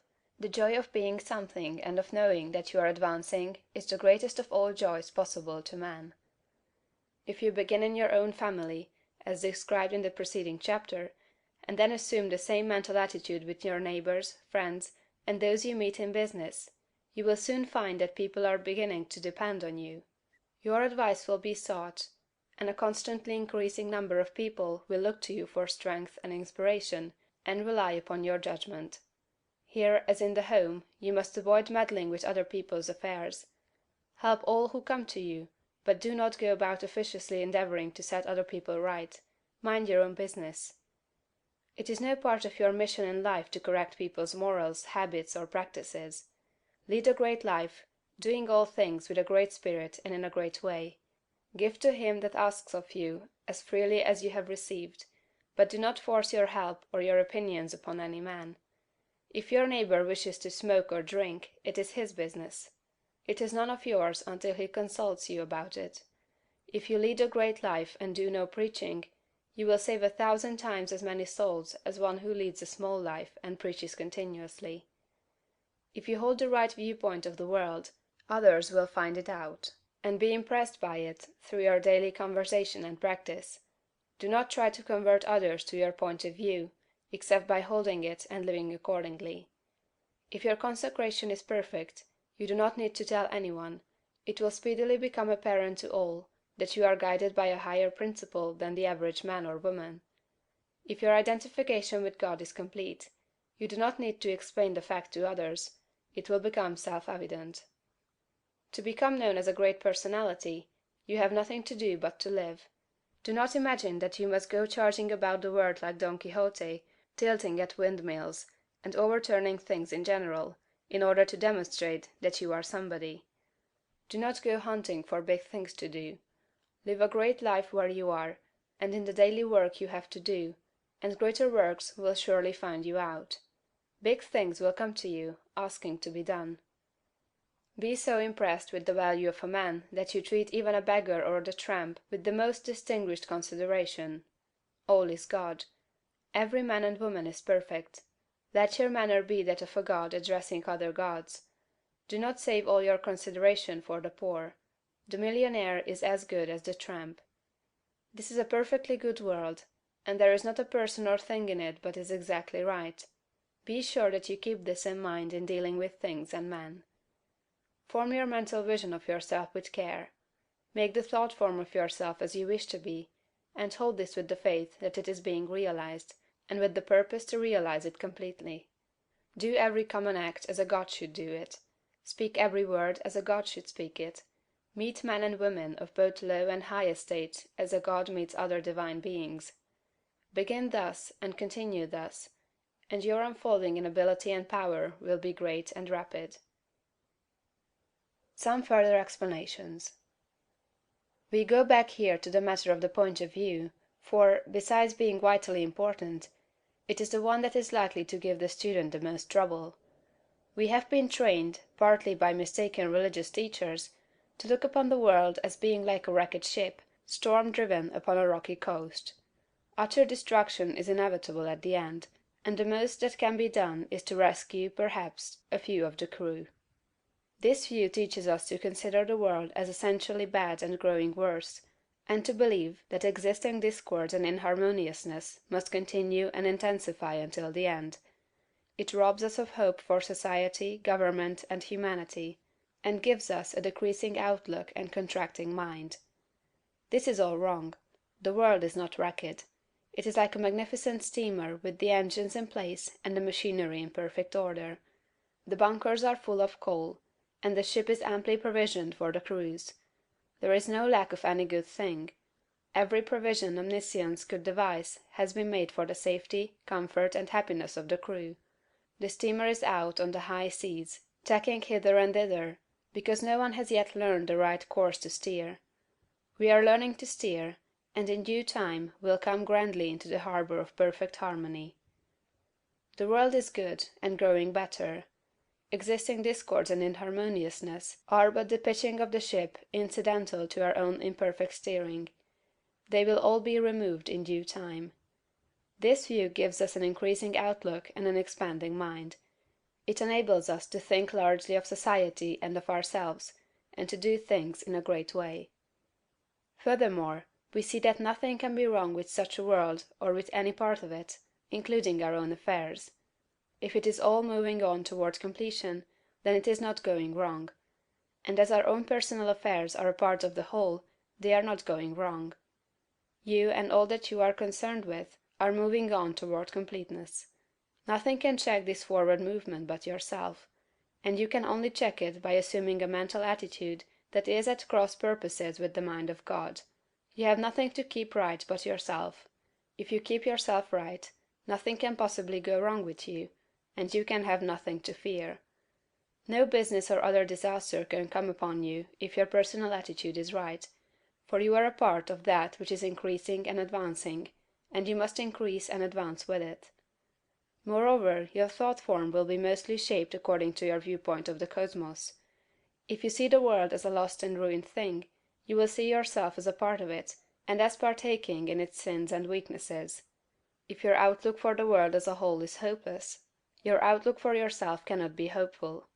If you see the world as declining toward its end, you cannot see yourself as advancing. Unless you think well of all the works of God, you cannot really think well of yourself, and unless you think well of yourself, you can never become great. I repeat that your place in life, including your material environment, is determined by the thought form you habitually hold of yourself. When you make a thought form of yourself, you can hardly fail to form in your mind a corresponding environment. If you think of yourself as an incapable, inefficient person, you will think of yourself with poor or cheap surroundings. Unless you think well of yourself, you will be sure to picture yourself in a more or less poverty-stricken environment. These thoughts, habitually held, become invisible forms in the surrounding mind-stuff, and are with you continually. In due time, by the regular action of the eternal creative energy, the invisible thought forms are produced in material stuff, and you are surrounded by your own thoughts made into material things. See nature as a great living and advancing presence, and see human society in exactly the same way. It is all one, coming from one source, and it is all good. You yourself are made of the same stuff as God. All the constituents of God are parts of you. Every power that God has is a constituent of man. You can move forward as you see God doing. You have within yourself the source of every power. More about thought. Give place here to some further consideration of thought. You will never become great until your own thoughts make you great, and therefore it is of the first importance that you should think. You will never do great things in the external world until you think great things in the internal world, and you will never think great things until you think about truth, about the verities. To think great things, you must be absolutely sincere, and to be sincere, you must know that your intentions are right. Insincere or false thinking is never great, however logical and brilliant it may be. The first and most important step is to seek the truth about human relations, to know what you ought to be to other men, and what they ought to be to you. This brings you back to the search of a right viewpoint. You should study organic and social evolution. Read Darwin and Walter Thomas Mills, and when you read, think.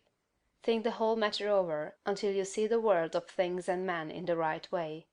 Think about what God is doing until you see what He is doing. Your next step is to think yourself into the right personal attitude. Your viewpoint tells you what the right attitude is, and obedience to the soul puts you into it. It is only by making a complete consecration of yourself to the highest that is within you that you can attain to sincere thinking. So long as you know you are selfish in your aims, or dishonest or crooked in any way in your intentions or practices, your thinking will be false, and your thoughts will have no power. Think about the way you are doing things, about all your intentions, purposes, and practices, until you know that they are right. The fact of his own complete unity with God is one that no person can grasp without deep and sustained thinking. Anyone can accept the proposition in a superficial way, but to feel and realize a vital comprehension of it is another matter. It is easy to think of going outside of yourself to meet God, but it is not easy to think of going inside yourself to meet God. But God is there, and in the holy of holies of your own soul you may meet Him face to face. It is a tremendous thing, this fact that all you need is already within you, that you do not have to consider how to get the power to do what you want to do, or to make yourself what you want to be. You only have to consider how to use the power you have in the right way. And there is nothing to do but to begin. Use your perception of truth. You can see some truth today. Live fully up to that, and you will see more truth tomorrow. To rid yourself of the old false ideas, you will have to think a great deal about the value of man, the greatness and worth of a human soul. You must cease from looking at human mistakes and look at successes. Cease from seeing faults and see virtues. You can no longer look upon men and women as lost and ruined beings that are descending into hell. You must come to regard them as shining souls who are ascending toward heaven. It will require some exercise of will power to do this, but this is the legitimate use of the will, to decide what you will think about and how you will think. The function of the will is to direct thought. Think about the good side of man, the lovely, attractive part, and exert your will in refusing to think of anything else in connection with them. I know of no one who has attained to so much on this one point as Eugene V. Debs, twice the Socialist candidate for President of the United States. Mr. Debs reverences humanity. No appeal for help is ever made to him in vain. No one receives from him an unkind or censorious word. You cannot come into his presence without being made sensible of his deep and kindly personal interest in you. Every person, be he millionaire, grimy working man, or toil-worn woman, receives the radiant warmth of a brotherly affection that is sincere and true. No ragged child speaks to him on the street without receiving instant and tender recognition. Debs loves man. This has made him the leading figure in a great movement, the beloved hero of a million hearts, and will give him a deathless name.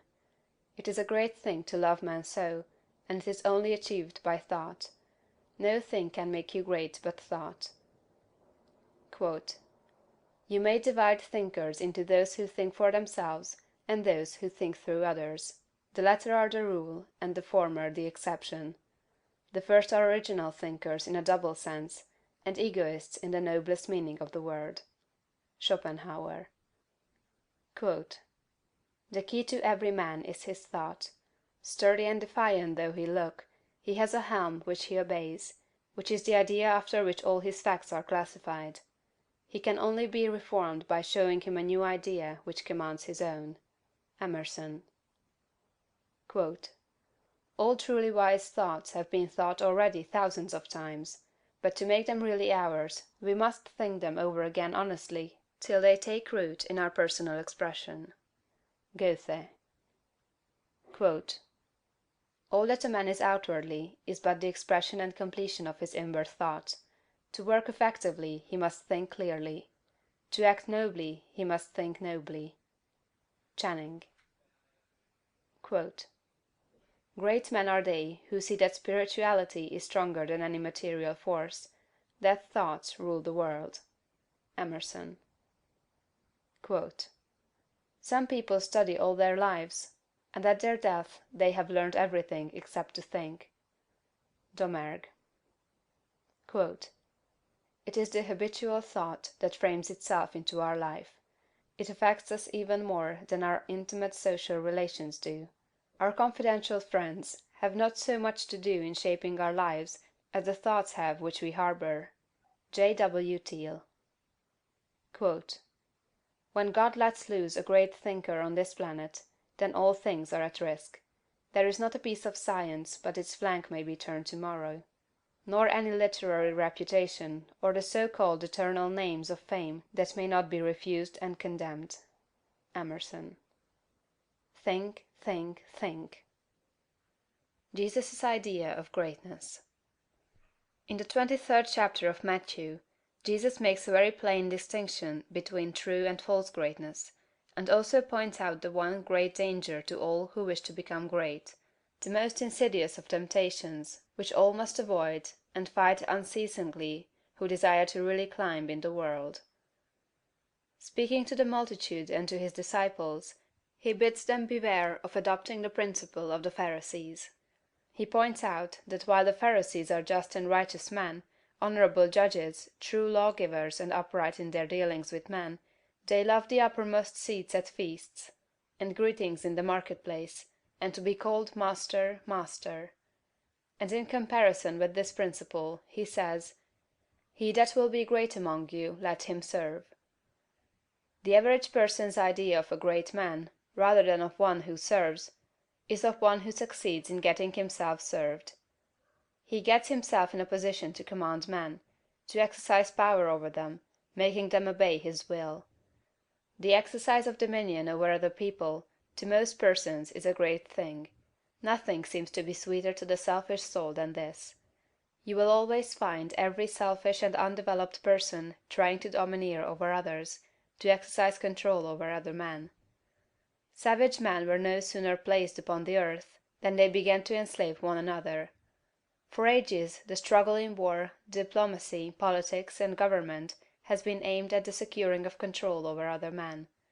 Kings and princes have drenched the soil of the earth in blood and tears in the effort to extend their dominions and their power to rule more people. The struggle of the business world today is the same as the one on the battlefields of Europe a century ago, so far as the ruling principle is concerned. Robert O. Ingersoll could not understand why men like Rockefeller and Carnegie seek for more money and make themselves slaves to the business struggle when they already have more than they can possibly use. He thought it a kind of madness and illustrated it as follows. Suppose a man had 50,000 pairs of pants, 75,000 vests, 100,000 coats, and 150,000 neckties. What would you think of him if he arose in the morning before light, and worked until it was dark every day, rain or shine, in all kinds of weather, merely to get another necktie? But it is not a good simile. The possession of neckties gives a man no power over other men, while the possession of dollars does. Rockefeller, Carnegie, and other kind are not after dollars, but power. It is the principle of the Pharisee. It is the struggle for the high place. It develops able men, cunning men, resourceful men, but not great men. I want you to contrast these two ideas of greatness sharply in your mind. He that will be great among you, let him serve. Let me stand before the average American audience and ask the name of the greatest American, and the majority will think of Abraham Lincoln. And is this not because in Lincoln, above all the other men who has served us in public life, we recognize the spirit of service? Not servility, but service. Lincoln was a great man because he knew how to be a great servant. Napoleon, able, cold, selfish, seeking the high places, was a brilliant man. Lincoln was great, Napoleon was not. The very moment you begin to advance and are recognized as one who is doing things in a great way, you will find yourself in danger. The temptation to patronize, advise, or take upon yourself the direction of other people's affairs is sometimes almost irresistible. Avoid, however, the opposite danger of falling into servility, or of completely throwing yourself away in the service of others. To do this has been the ideal of a great many people. The completely self-sacrificing life has been thought to be the Christ-like life, because, as I think, of a complete misconception of the character and teachings of Jesus. I have explained this misconception in a little book that I hope you may all sometime read, A New Christ. Thousands of people imitating Jesus, as they suppose, have belittled themselves, and given up all else to go about doing good, practicing an altruism that is really as morbid and as far from great as the rankest selfishness. The finer instincts, which respond to the cry of trouble or distress, are not by any means all of you. They are not necessarily the best part of you. There are other things you must do besides helping the unfortunate, although it is true that a large part of the life and activities of every great person must be given to helping other people. As you begin to advance, they will come to you. Do not turn them away, but do not make the fatal error of supposing that a life of complete self-abnegation is the way of greatness. To make another point here, let me refer to the fact that Swedenborg's classification of fundamental motives is exactly the same as that of Jesus. He divides all men into two groups: those who live in pure love, and those who live in what he calls the love of ruling for the love of self. It will be seen that this is exactly the same as the lust for place and power of the Pharisees. Swedenborg saw this selfish love of power as the cause of all sin. It was the only evil desire of the human heart, from which all other evil desires sprang. Over against this he places pure love. He does not say love of God or love of man, but merely love. Nearly all religionists make more of love and service to God than they do of love and service to man. But it is a fact that love to God is not sufficient to save a man from the lust for power, for some of the most ardent lovers of the Deity have been the worst of tyrants. Lovers of God are often tyrants, and lovers of man are often meddlesome and officious. A view of evolution.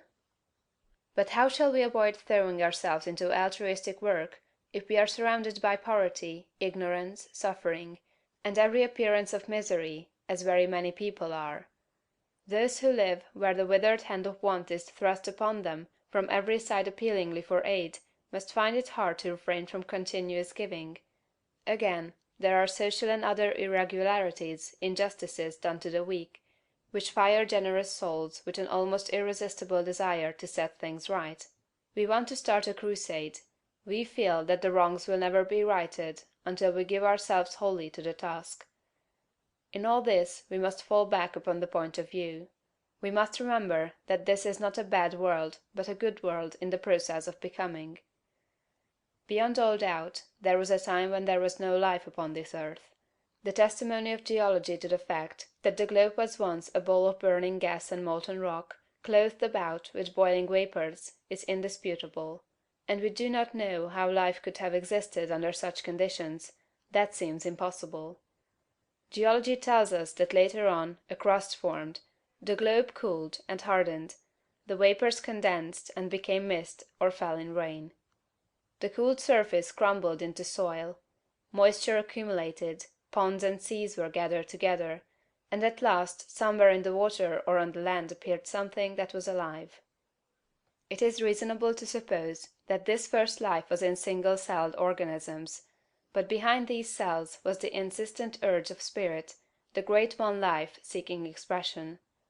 And soon organisms, having too much life to express themselves with one cell, had two cells and then many, and still more life was poured into them. Multiple-celled organisms were formed, plants, trees, vertebrates, and mammals, many of them with strange shapes, but all were perfect after their kind, as everything is that God makes.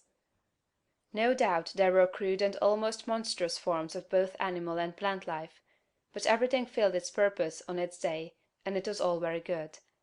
Then another day came, the great day of the evolutionary process, a day when the morning stars sang together, and the sons of God shouted for joy to behold the beginning of the end, for man, the object aimed at from the beginning, had appeared upon the scene.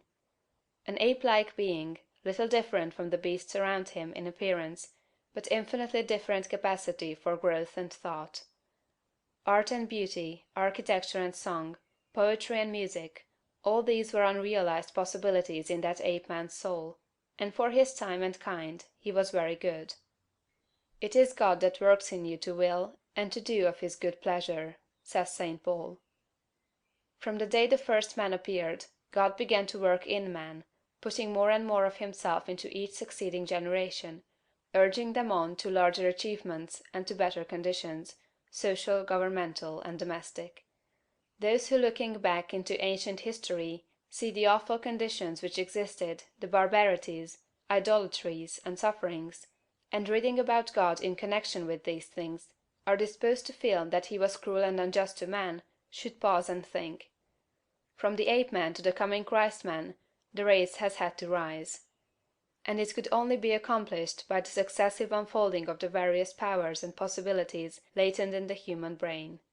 God desired to express himself, to live in form, and not only that, but to live in a form through which he could express himself on the highest moral and spiritual plane. God wanted to evolve a form in which he could live as a God and manifest himself as a God. This was the aim of the evolutionary force. The ages of warfare, bloodshed, suffering, injustice, and cruelty were tempered in many ways with love and justice as time advanced. And this was developing the brain of man to a point where it should be capable of giving full expression to the love and justice of God. The end is not yet. God aims not at the perfection of a few choice specimens for exhibition, like the large berries at the top of the box, but at the glorification of the race. The time will come when the kingdom of God shall be established on earth. The time foreseen by the dreamer of the Isle of Patmos, when there shall be no crying, neither shall there be any more pain, for the former things are all passed away, and there shall be no night there. Serving God. I have brought you thus far through the 2 preceding chapters with a view to finally settling the question of duty. This is one that puzzles and perplexes very many people who are earnest and sincere, and gives them a great deal of difficulty in its solution. When they start out to make something of themselves and to practice the science of being great, they find themselves necessarily compelled to rearrange many of their relationships. There are friends who perhaps must be alienated. There are relatives who misunderstand and who feel that they are in some way being slighted. The really great man is often considered selfish by a large circle of people who are connected with him and who feel that he might bestow upon them more benefits than he does.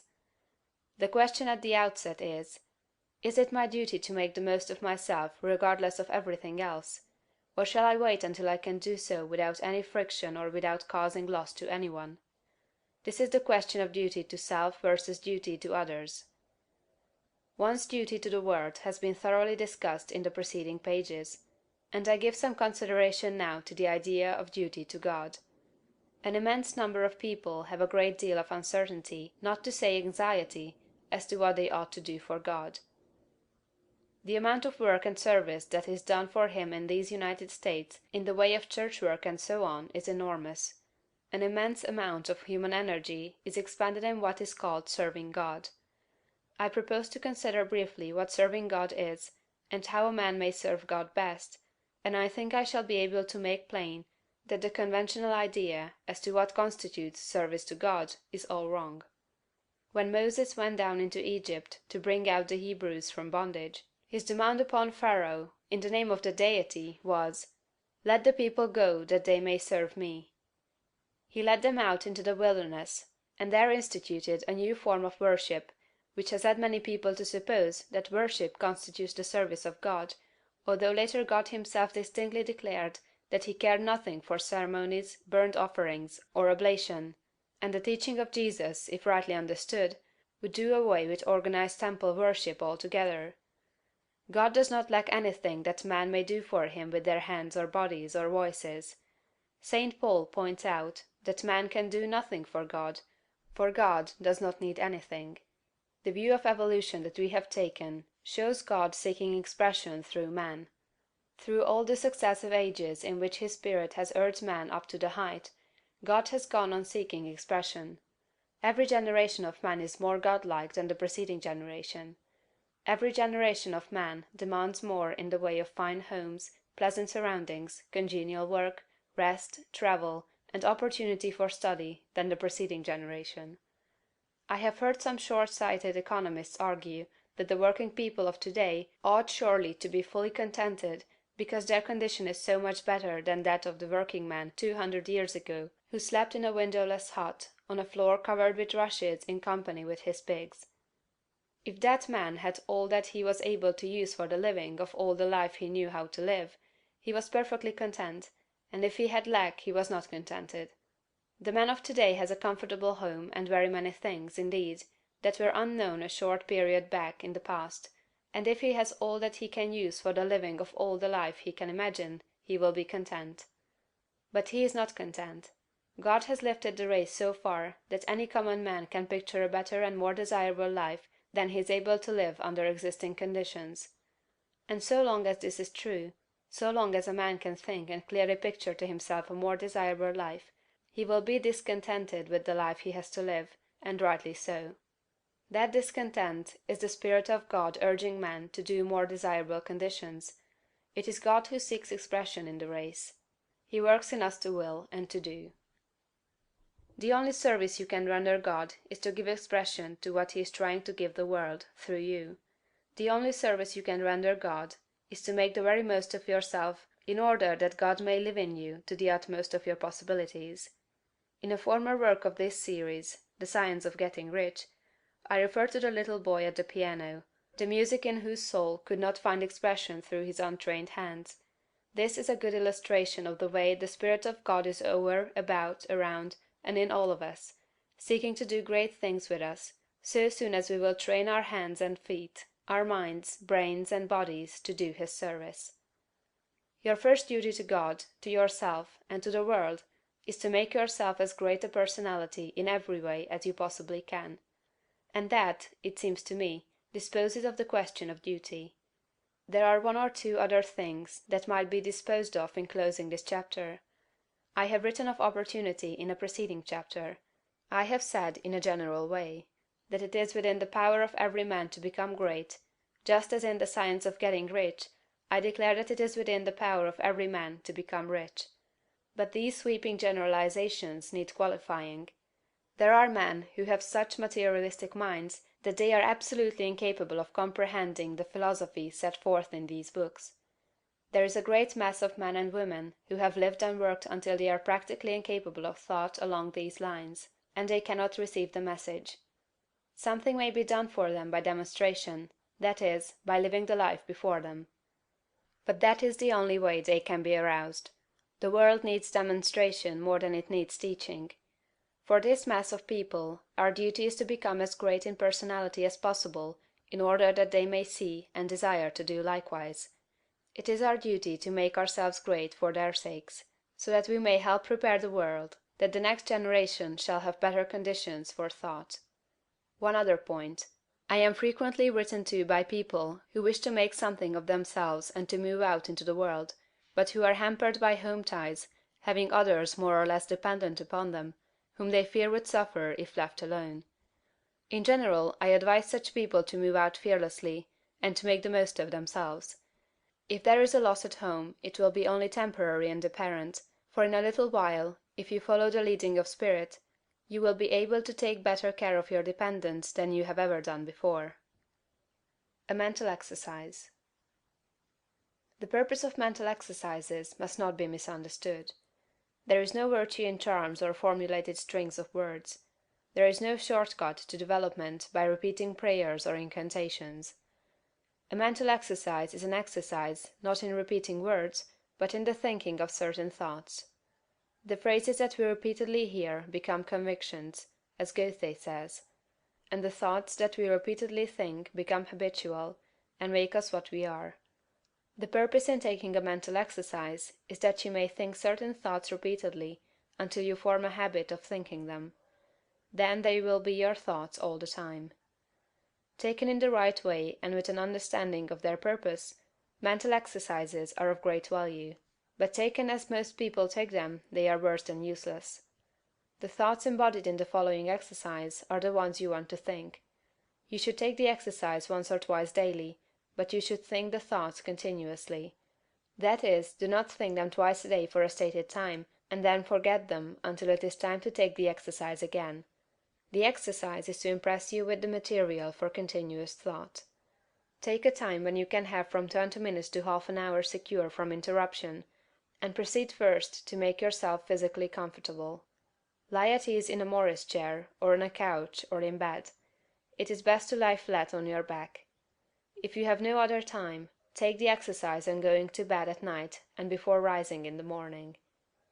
First let your attention travel over your body from the crown of your head to the soles of your feet, relaxing every muscle as you go. Relax completely.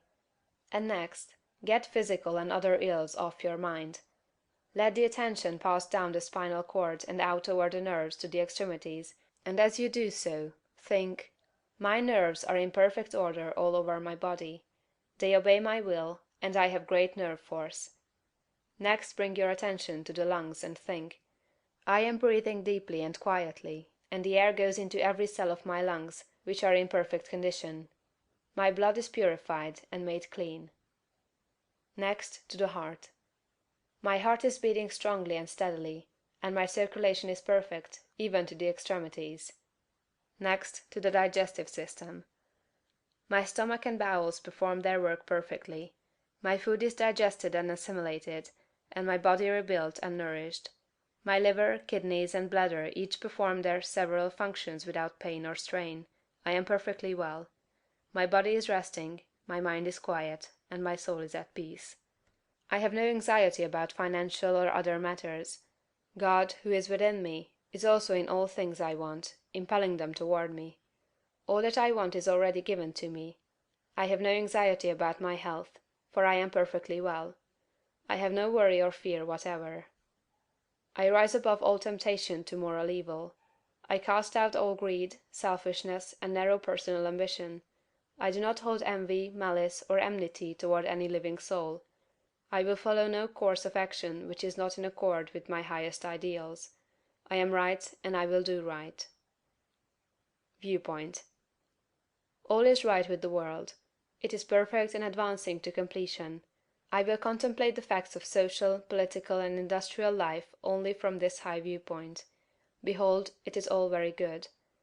I will see all human beings, all my acquaintances, friends, neighbors, and the members of my own household in the same way. They are all good. Nothing is wrong with the universe. Nothing can be wrong but my own personal attitude, and henceforth I keep that right. My whole trust is in God. Consecration. I will obey my soul, and be true to that within me that is highest. I will search within for the pure idea of right in all things, and when I find it, I will express it in my outward life. I will abandon everything I have outgrown for the best I can think. I will have the highest thoughts concerning all my relationships, and my manner and action shall express these thoughts. I surrender my body to be ruled by my mind. I yield my mind to the dominion of my soul, and I give my soul to the guidance of God.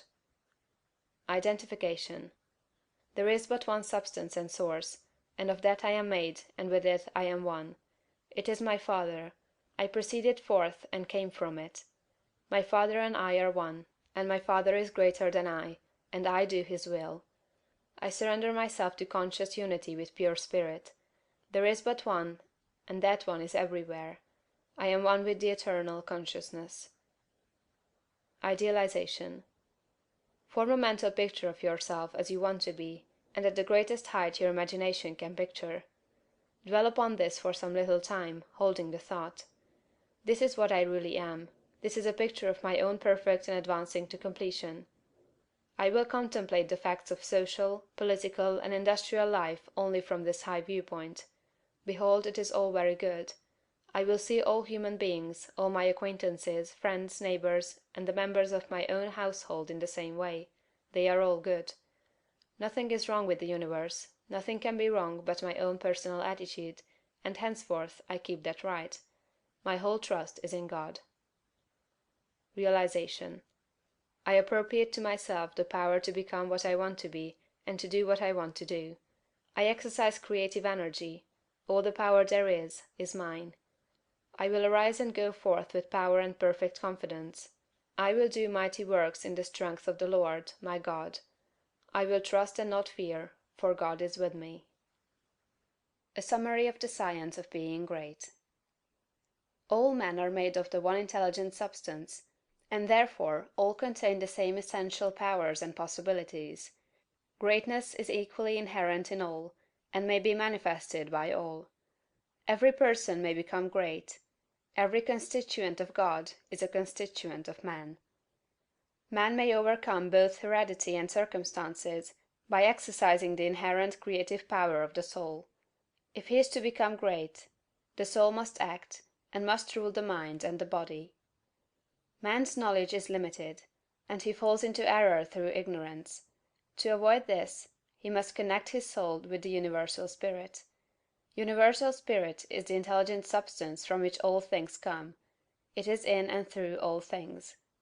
All things are known to this universal mind, and man can so unite himself with it as to enter into all knowledge.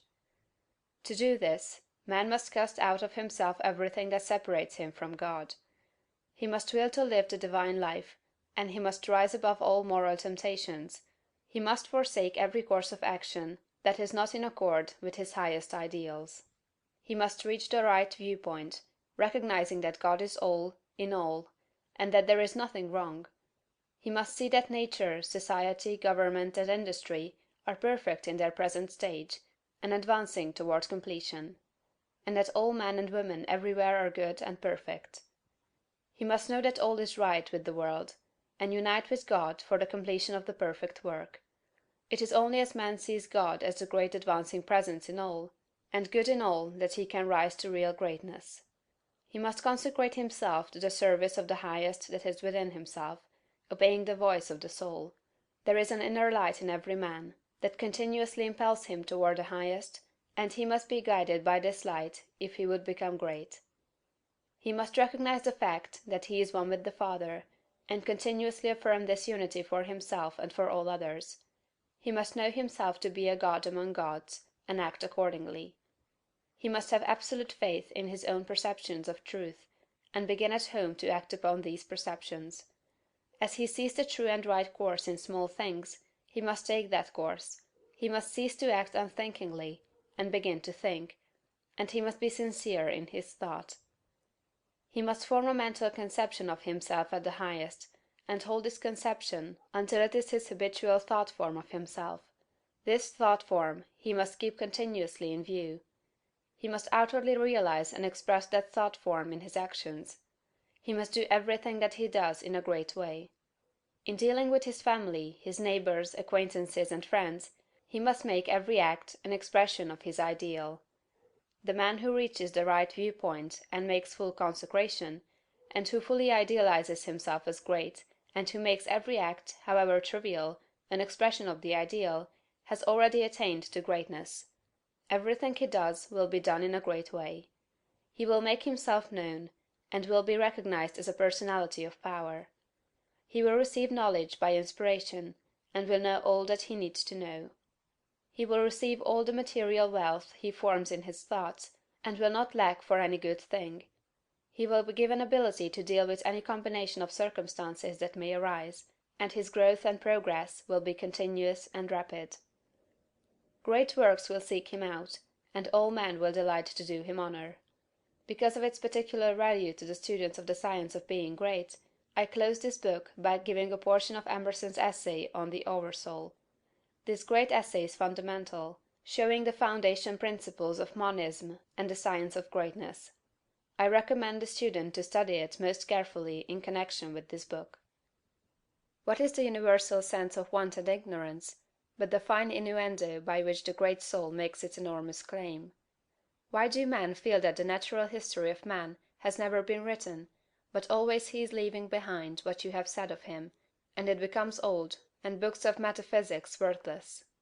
The philosophy of 6,000 years has not searched the chambers and magazines of the soul. In its experiments there has always remained, in the last analysis, a residuum it could not resolve. Man is a stream whose source is hidden. Always our being is descending into us from we know not whence. The most exact calculator has no prescience that somewhat incalculable may not balk the very next moment. I am constrained at every moment to acknowledge a higher origin for events than the will I call mine.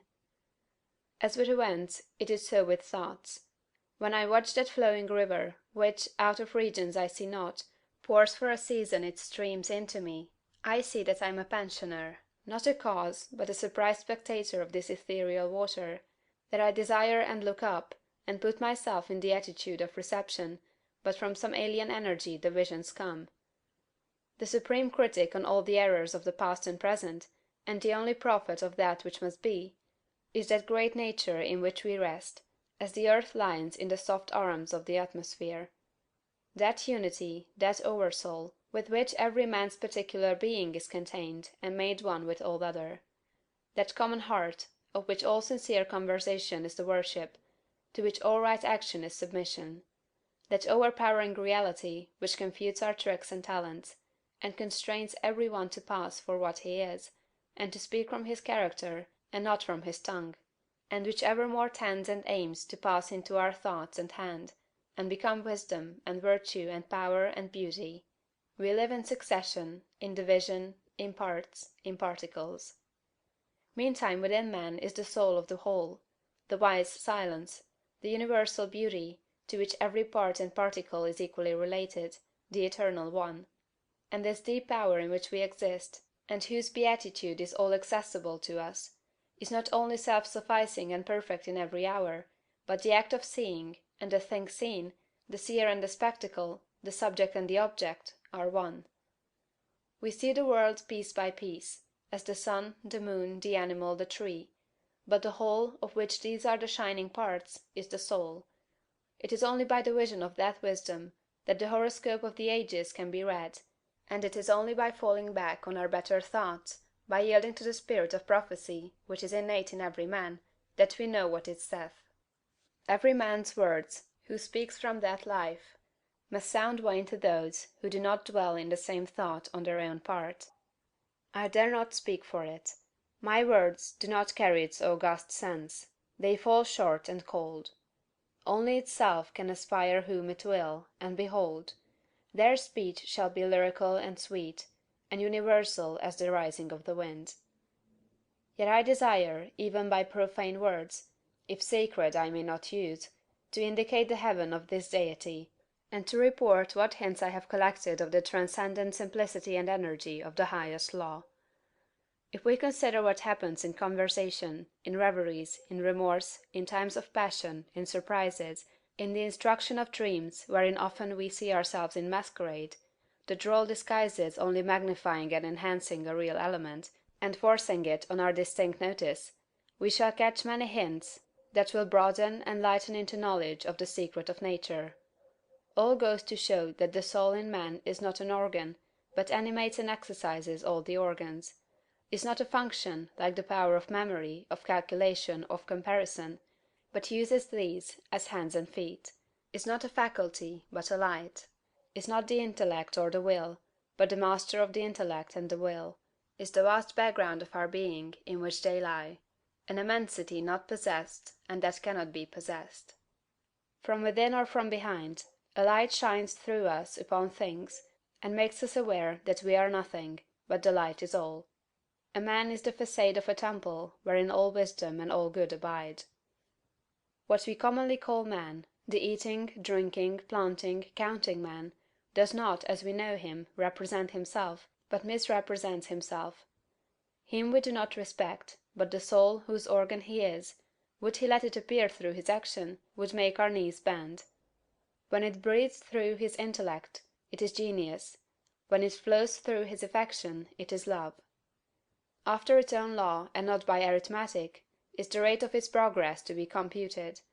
The soul's advances are not made by gradation, such as can be represented by motion in a straight line, but rather by ascension of state, such as can be represented by metamorphosis, from the egg to the worm, from the worm to the fly. The growths of genius are of a certain total character, that does not advance the elect individual first over John, then Adam, then Richard, and give to each the pain of discovered inferiority, but by every throe of growth the man expands there where he works, passing, at each pulsation, classes, populations of men. With each divine impulse, the mind rends the thin rinds of the visible and finite, and comes out into eternity, and inspires and expires its air. This is the law of moral and of mental gain. The simple rise, as by specific levity, not into a particular virtue, but into the region of all the virtues. They are in the spirit that contains them all. The soul is superior to all the particulars of merit. The soul requires purity, but purity is not it; requires justice, but justice is not that; requires beneficence, but is somewhat better; so that there is a kind of dissent and accommodation felt when we leave speaking of moral nature, to urge a virtue which it enjoins. For, to the soul in her pure action, all the virtues are natural, and not painfully acquired. Speak to his heart, and the man becomes suddenly virtuous. Within the same sentiment is the germ of intellectual growth, which obeys the same law. Those who are capable of humility, of justice, of love, of aspiration, are already on a platform that commands the sciences and arts, speech and poetry, action and grace. For whoso dwells in this moral beatitude does already anticipate those special powers which men prize so highly. Just as love does justice to all the gifts of the object beloved. The lover has no talent, no skill, which passes for quiet nothing with his enamored maiden, however little she may possess of related faculty; and the heart that abandons itself to the Supreme Mind finds itself related to all its works, and will travel a royal road to particular knowledge and powers. For, in ascending to this primary and aboriginal sentiment, we have come from our remote station on the circumference instantaneously to the centre of the world, where, as in the closet of God, we see causes, and anticipate the universe, which is but a slow effect. End of Chapter 22, and end of The Science of Being Great, by Wallace D. Wattles.